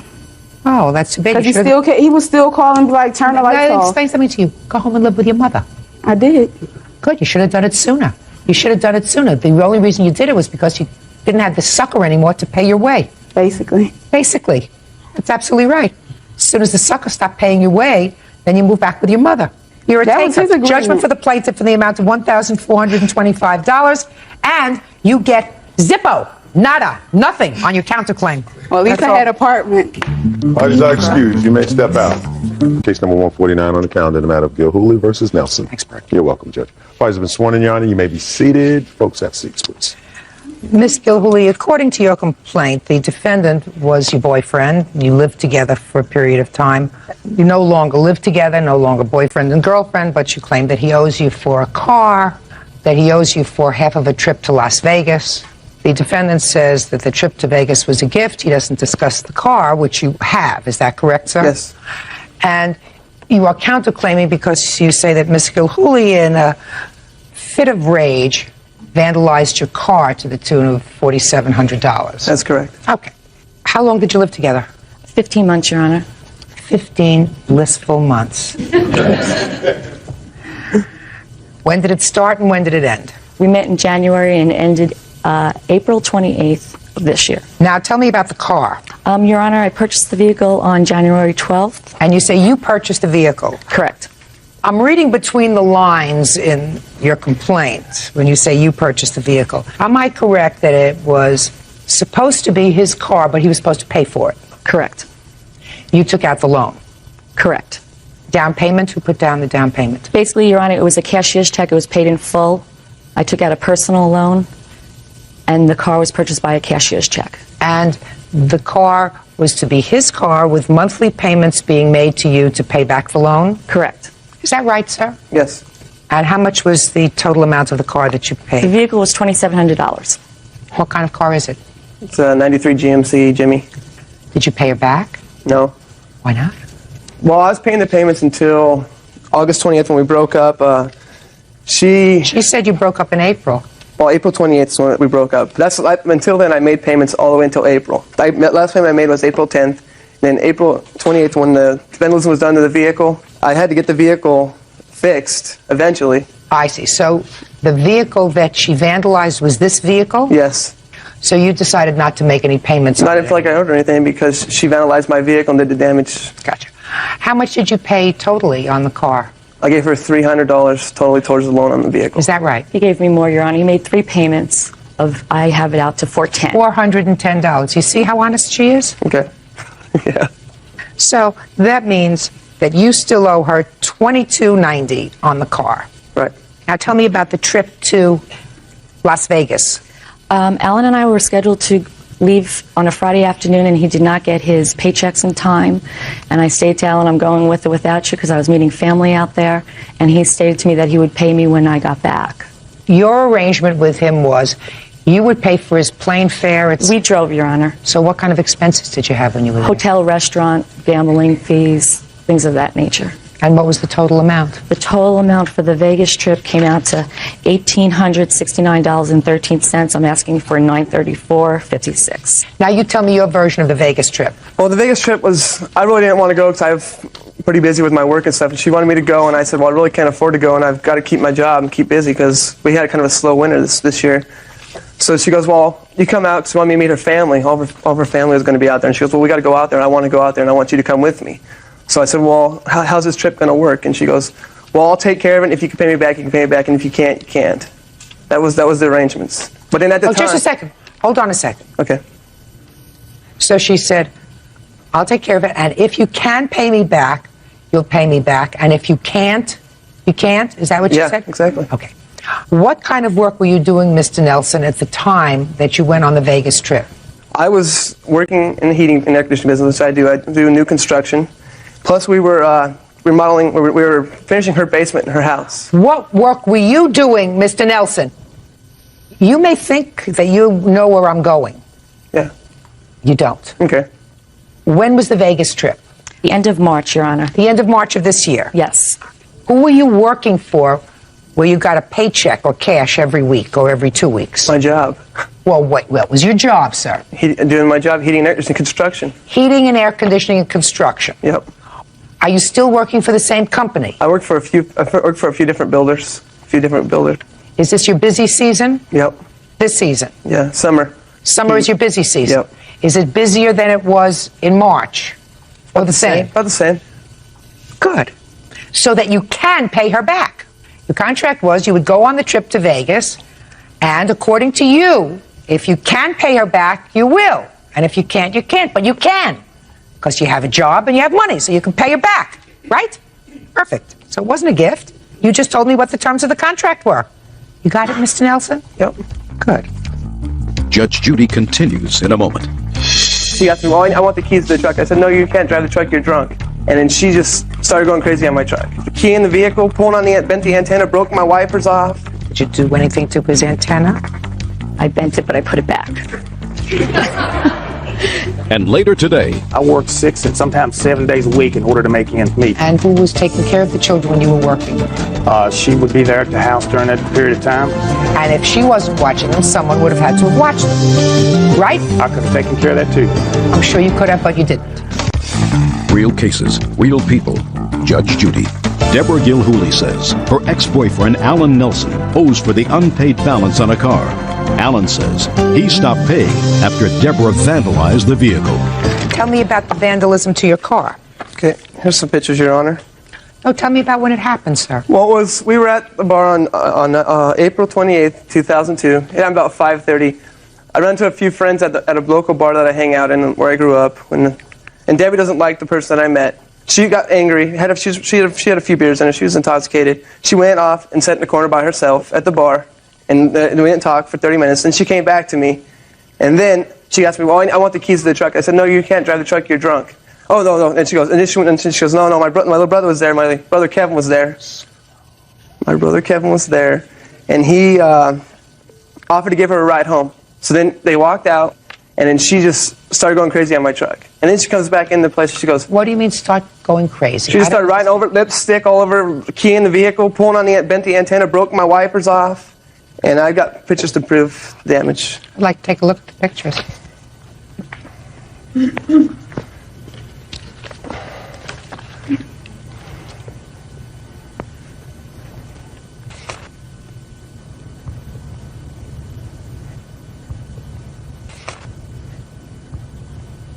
Did you damage his truck? I wrote on the vehicle, yes, Your Honor. Did you key it? No, I wrote with the ballpoint pen. Well, if you wrote with a ballpoint pen, that means it scratched it. Right, but it wasn't a key. Sorry. Keyed, wrote with a ballpoint pen. Well, you can't do that. I understand that. Did you do anything to his antenna? I bent it, but I put it back. I'm sorry. So what does your car need?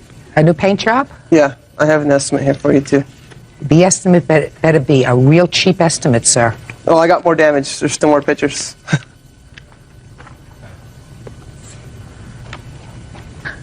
Listen to me. Okay. You paid $2,700 for this car. Yep. You think I'm going to let you paint it and fix it for $5,600? No, I didn't ask for that. You think I'm going to let you paint it and fix it for $4,700, which is what your counterclaim is? Yes, Your Honor. Wrong. In whose name is the car titled? My name. And right now there's a loan against it. Really? Yeah. For what? I had to pay for the transfer case, and transmission went out after her and I separated, and I had to take a loan against it to get it out of the shop, and it was $2,600, and I borrowed $3,000 against it. Somebody gave you $3,000 against a $2,700 car? Yep. That's why banks are failing. Can I see the evidence as far as that lien? And Sure.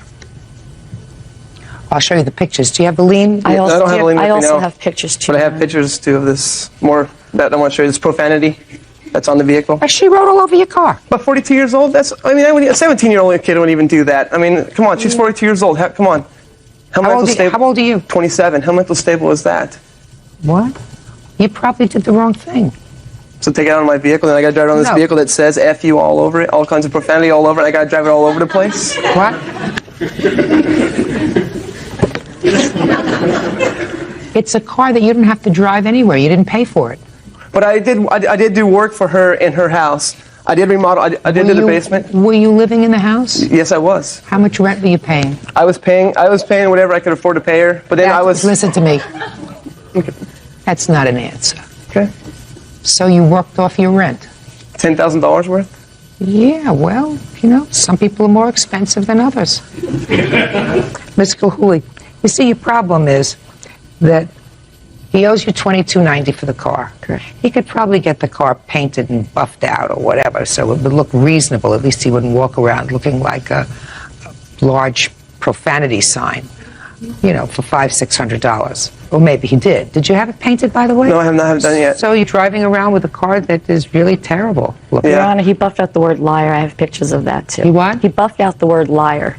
You got that out of the vehicle. Well, when you have a temper tantrum, you got to pay for your temper tantrum. I understand. And your temper tantrum's got to cost you some money. So I'm issuing a judgment for the plaintiff for the amount of $2,624. I have deducted the $600 so that Mr. Nelson can get his car painted. That's right. Modestly painted. And I suggest that you both go, be happy. You have had no contact since April? A little bit, not much. What do you mean a little bit, not much? We're trying to set up appointments to meet, but it's over. I've got my life's been on. My life's went on. I've got a kid on the way, so. Got a kid on the way? Yes. When? It's due February. Oh, when did you get married? I'm not married.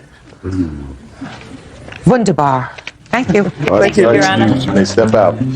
And I helped invest her, make her house go up and her value of her house go up and everything, about $30,000, and then I still got paid paying $2,600 and some odd dollars. I don't think that's fair. I would have liked to see the vehicle back, but oh well. She's psycho. She has mental problems. He's a basic idiot. And now the next case. All parties in the matter of Caban versus Reyes. Step forward, please.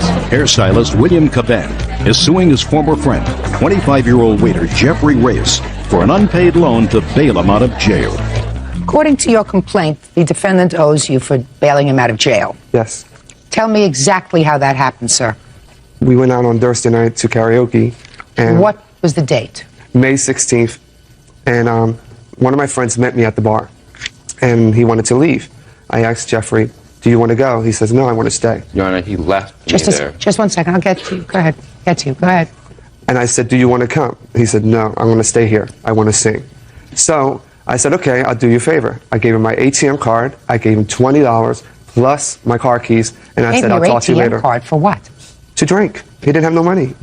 And then the next day he calls me and said he's in jail to bail him out of jail. That's not true, Your Honor. I said, Mr. Reyes, could you wait until I look at you and ask you questions, please? Now look at me. Could you do that? Yes, ma'am. And what did he say to you? He said, Will, can you please come get me out of jail? Do you have the money to get me out of jail? And I did not have the money to get him out of jail. I had to go running around town, borrow money to get him out, because he kept on calling me every 15 minutes that my cell phone died and his cell phone died. There's 3 cell phones in the car, and they all died because he was calling us so much. What do you mean 3 cell phones in the car? We had 3 cell phones in the car. There's 3 people trying to get him out of jail, and the only one that got him out of jail was me. Well, who else was in the car? It's another friend of his roommates. I don't know his name. So you're driving around with 2 other friends in the car? No one had money to get him out. Just answer my question, sir. You're driving around with 2 other friends. We're going to do this my way. Okay. Do you understand? Because my way, I'm going to get the truth. Okay. Where were you going? We getting money to bail him out of jail. And when you bailed him out, what did he say to you? He said to me, thanks. And I said, you need to pay me back. And what did he say? He said, yes, he'll pay me back. And I stressed it to him. I need this money back. All right, Mr. Reyes, now I'm going to hear your version of the events, sir. What were you arrested for? Driving with a suspended license. So I gather you took the car keys and went home. I stayed in the bar till 2 o'clock in the morning till they had last call. They did not come back. He had left his keys on there. He did not tell me he was going. They both just left. So how am I supposed to get home? I took the keys and I drove home. When I went home, there was a cop already there. They had my name on a piece of paper like someone had called the cops on me already. So I went there. He asked to see my driver's license. I showed him my driver's license, and he took me to jail. Then you called him.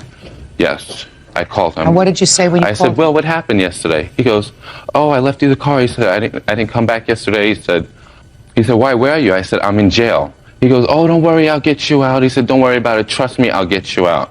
I don't have the money to pay him back. I didn't ask him to bail me out. If he bailed me out, it's because he felt sorry for leaving me with the car. He knew I couldn't drive with a suspended license. I didn't want to drive. Why was your license suspended? Not paying a ticket. And I got pulled over before, and he gave me a ticket for driving with the suspended license. And he said, next time you will go to jail. So I didn't want to drive. Where do you live? I live in Orlando.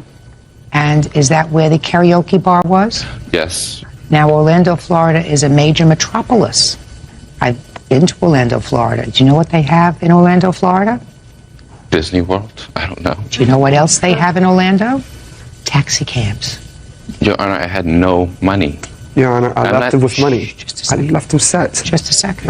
Yeah, by the time the bar was closed, I was broke. Mr. Reyes, that's what you call lack of planning, sir. Because if you were waiting for him and he didn't come back and he left after 20 minutes, something should have gone on in your head that said to you, maybe I am stranded here, so I better take the $20 that he gave me and put a couple of dollars away so that you could call a taxi cab to take you home, since you didn't have a driver's license. I understand what you're saying, Your Honor, but he left me an ATM card. Taxi cabs do not take ATM cards. And $20. He had an open tab on the bar. When it closed, it was closed with $20. I had spent drinking. What happened as a result of that case, Mr. Reyes? They gave me day served. And a fine? Yes. How much was the fine? The fine was $500. Did you pay the $500? They took it out of his bail. Out of my bond. They took it out of his bail? Yeah. Oh. Judgment for the plaintiff in the amount of $560. Mr. Reyes, you have to take responsibility for what you do, sir. You had a lot of choices. You picked all the wrong ones. That's all. Okay. Parties are excused. You may step out. And now the next case. All parties in the matter of Ritchie versus Morales. Step forward, please. Salesperson Tammy Ritchie is suing her sister, nurse's assistant Christine Morales, for the unpaid balance on a car loan. Christine says Tammy repoed the vehicle, so she's not paying. Miss Ritchie, the defendant is your sister. Yes. According to what I read, your sister needed a car. She didn't have good enough credit, so you co-signed a car loan for her. Yes. When was that? January of 2001. What kind of car was purchased? The 2001 Toyota Echo. And what was the amount of the car loan? Just over $13,000. And I assume your arrangement with your sister was that she would make the car payments. Yes. And maintain the insurance on the car. According to your complaint, she didn't do that. You repossessed the car. You took the car back from her. And now you feel as if she should pay you at least $5,000, which is the maximum allowed in this court, because you're stuck with the car and the payments. Is that what this case is about? Yes. Okay. And your sister says she doesn't have the car, so she doesn't see why she should make the payments. What were the monthly payments on the car? $296. When did you repossess the car? April of 2001. She had not made any payments on it, so I had to. I had talked to her first. When was the first payment due? I believe in February. Did you make February's car payment of $296? No, I didn't. Why not? I was behind in bills, and so you have no reason. The first payment that I was supposed to make, I was behind, and it was late. And I had told my sister I apologized that it was late, and that I would take care of it as soon as possible on my next paycheck. Did you finally pay that car payment? No. What about March? And I'll ask you for proof of all of these things. So in March, you didn't make. No, I didn't have the ar in March at all. You had the car in April. She had taken the car away from me. No, she took the car back in April. No, she took the car away twice. The first time was in March. Then she gave it back to you. She gave it back to me after I had went, and I apologized, and I told her I was late on the payment and that I would get to it, and she... Talk. Did you make March's payment? No. And then you took the car back in April? Yes, not... Okay, now, you don't have to say anything else. Your sister's a deadbeat. I mean, what do you want? Real cases, real people. Judge Judy. Tammy Ritchie says her sister Christine Morales owes for a car loan. Christine says Tammy repoed the car prematurely. What kind of track record did your sister have with you that would have said to you this was a smart thing to do? Well, it's my sister, and I wanted to help her. She had the 2 kids. She has a job. She said she couldn't get to work, and she was having problems. So she needed a brand new car? I wanted to get her a reliable car, something that she'd have the kids in, something that she can go to work in. How is she getting to work now? She bought a car. Really? When did you buy a car? 2 weeks ago, 3 weeks ago. Really? What did you use for money? My income tax return. What kind of car did you buy? It's an 89 Honda Prelude. That's what you should have bought before, not a brand new car. But the agreement was that she was going to take care of this car and buy a car. Let me see the papers on it, please.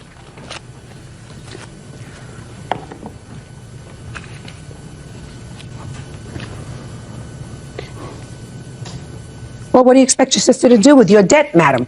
What do you expect her to do with your debt? You know, paying the car and making my payments wasn't a problem. You didn't make the payment. The first payment was late, and I made the agreement that I would pay her, and that wasn't a problem. When we made the agreement the second time around, I was making my payments. You didn't make February and March's payment. I made 2 payments. What do you expect her to do with this car now? It wasn't a problem for me having the car. It wasn't. She took the car away from me the No, second it was a time. problem, madam. If you didn't make 2 months worth of car payments... I was making my payments on the second time around.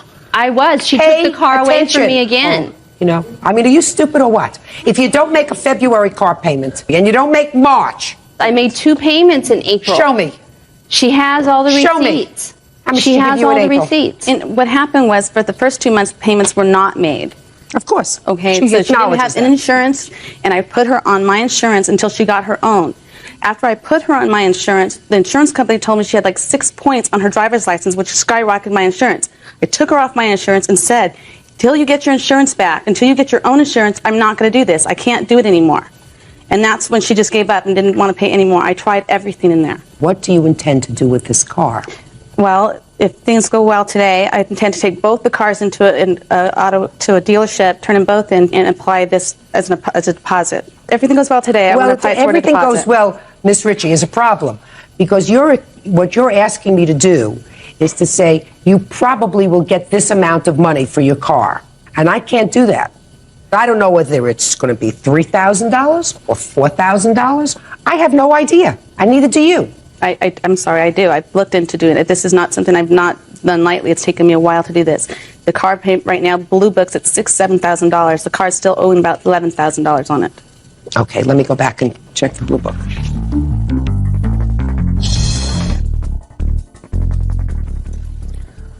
The old trusty Blue Book, $7,700 in fair condition. Good condition is $8,825. So let's say it's $8,000. Did your sister give you any money whatsoever towards the car? $300 total. Okay. Your Honor, on the Blue Book value, that's maybe Blue Book, but you can't trade it in for that value. Listen, I can do the following. I can make an award for you today of $440. She gave you $300. She owed you $740. And then what you can do is you can go and sell the car, and then you can refile your lawsuit. What is your pleasure? I can't speculate. I will sell the car. Fine. Then today, without any prejudice, I'm awarding you $440. You can refile your lawsuit at such time as you sell the car. Okay. Perfect. Parties are excused. You may step out. Now, this is case number 88 on the calendar in the matter of Whiteacre versus Wells. Parties have been sworn in, Judge. You may be seated. Miss Whiteacre, was the defendant a boyfriend of yours who was living in your house? Yes, he was. How long did he live in your house? About 4 months. And you were living with your parents? Yes. And your claim is that he ran up some bills while he was living there. Correct. And in addition to the bills, you also have an IOU that he signed. Correct. The defendant says, he doesn't talk much about the bills in his answer, but he says he was forced to sign the IOU under duress. So first, let me take a look at the bills. Then let me take a look at the IOU. You're going to tell me a little bit about why he came to live with you and what the bills were for. And then I'm going to hear all about the duress.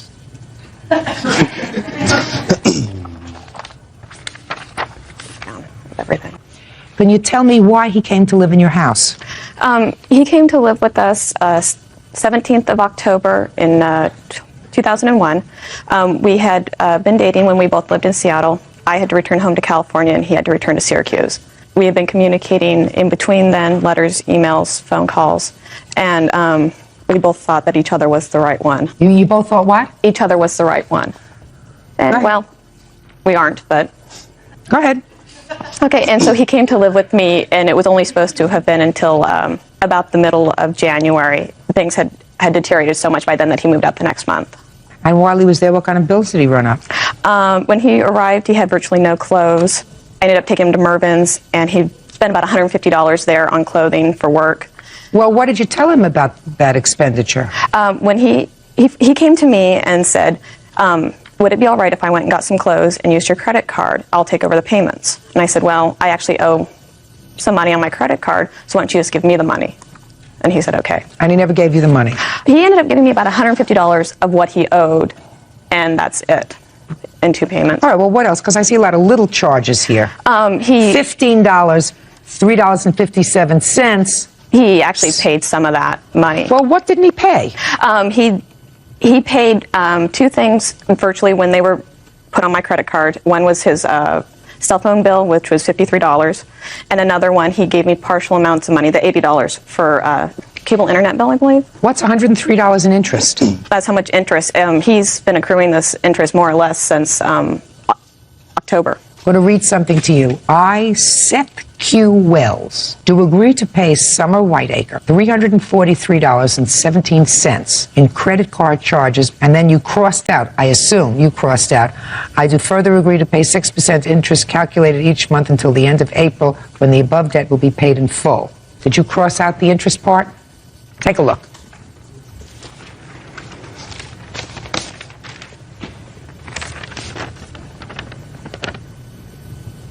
No, she crossed that out.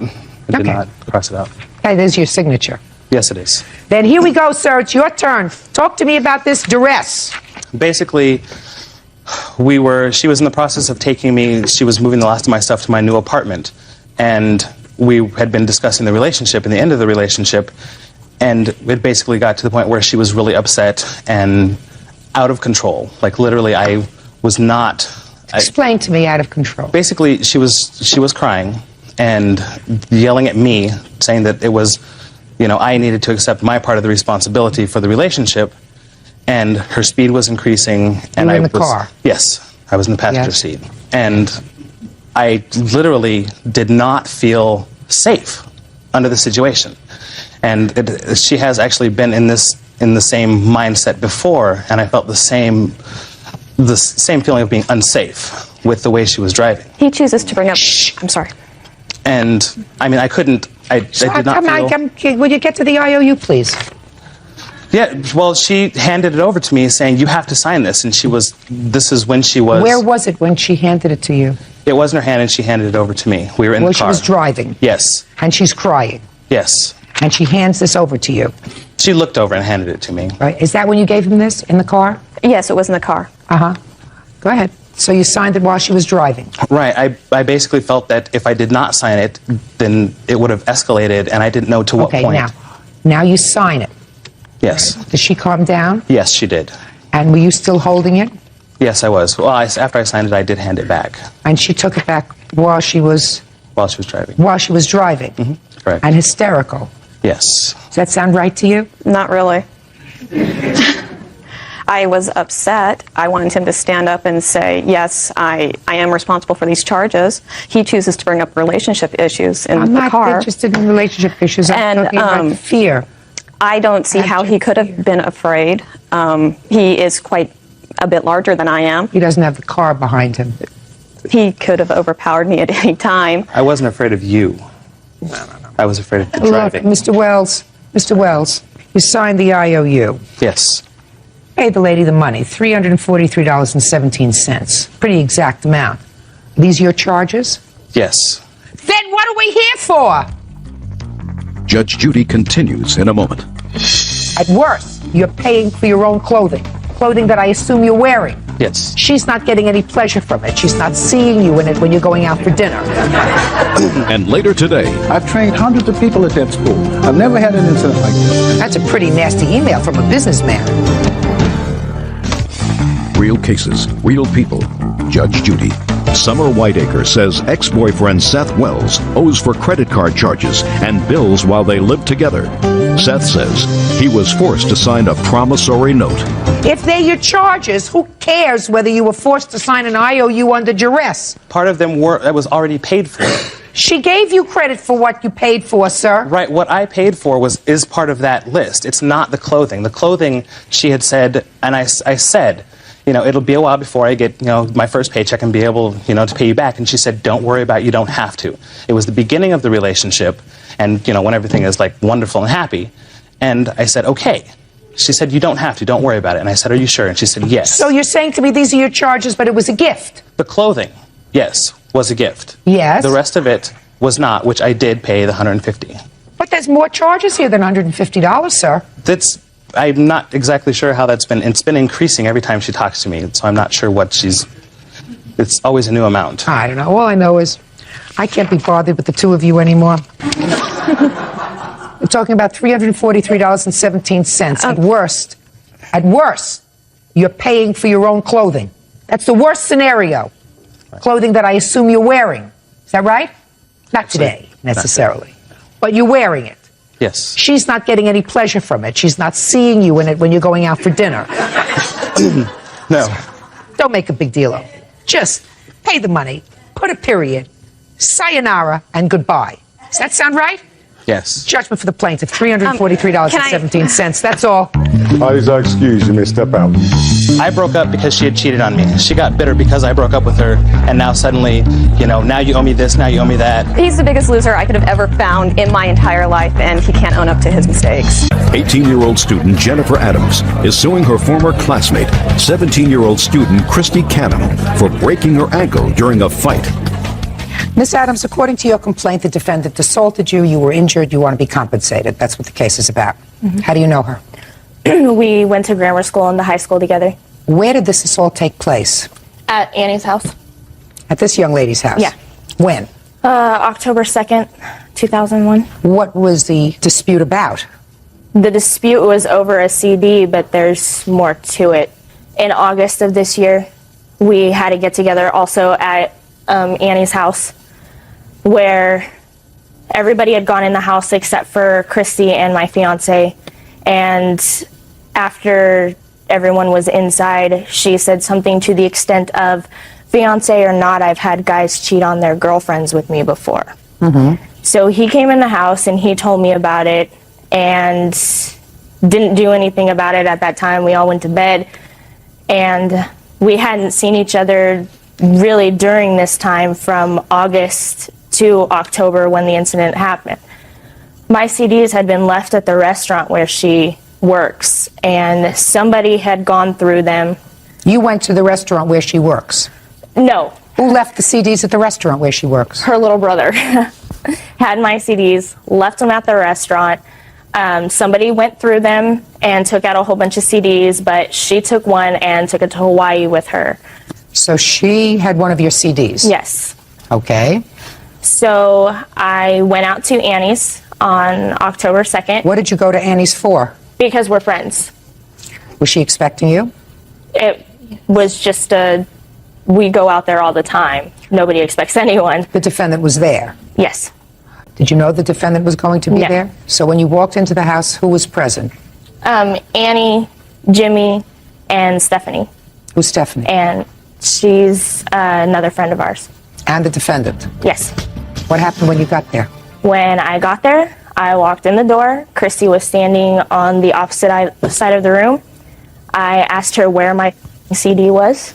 She just kind of stood there looking at me. And I said, you heard me, where is my CD? She said, at my house. And I said, well, you better get it. And she asked why I was yelling at her. I said, because I didn't like her anyways, and her stealing my CD was the last straw. She asked me why I didn't like her. There was more arguing during this time, but when I said that I didn't like her, I said it was because she was a scandalous. And I went to walk into the kitchen, and I turned my back. She was sitting in a chair. She was sitting? Yes, she was sitting. By this time, she was sitting. Shh.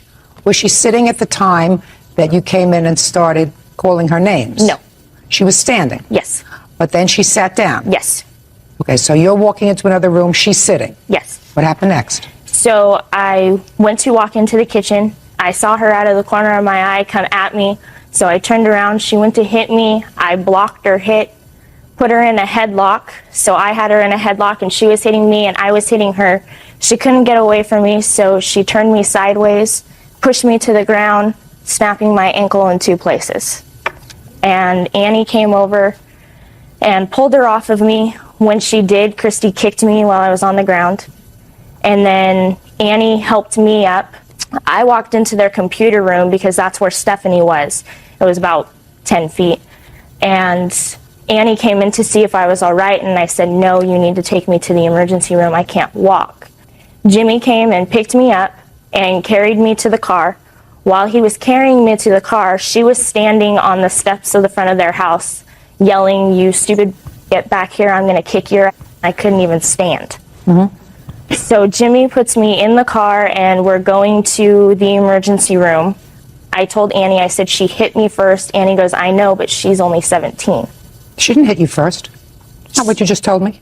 It's not what you just told me at all. You said she went to hit you and you grabbed her and put her in a headlock. She went to hit me and I blocked her hit. She was still coming at me, and that's why I put her in a headlock. That's not what you said to me. You said, according to you, she went to hit you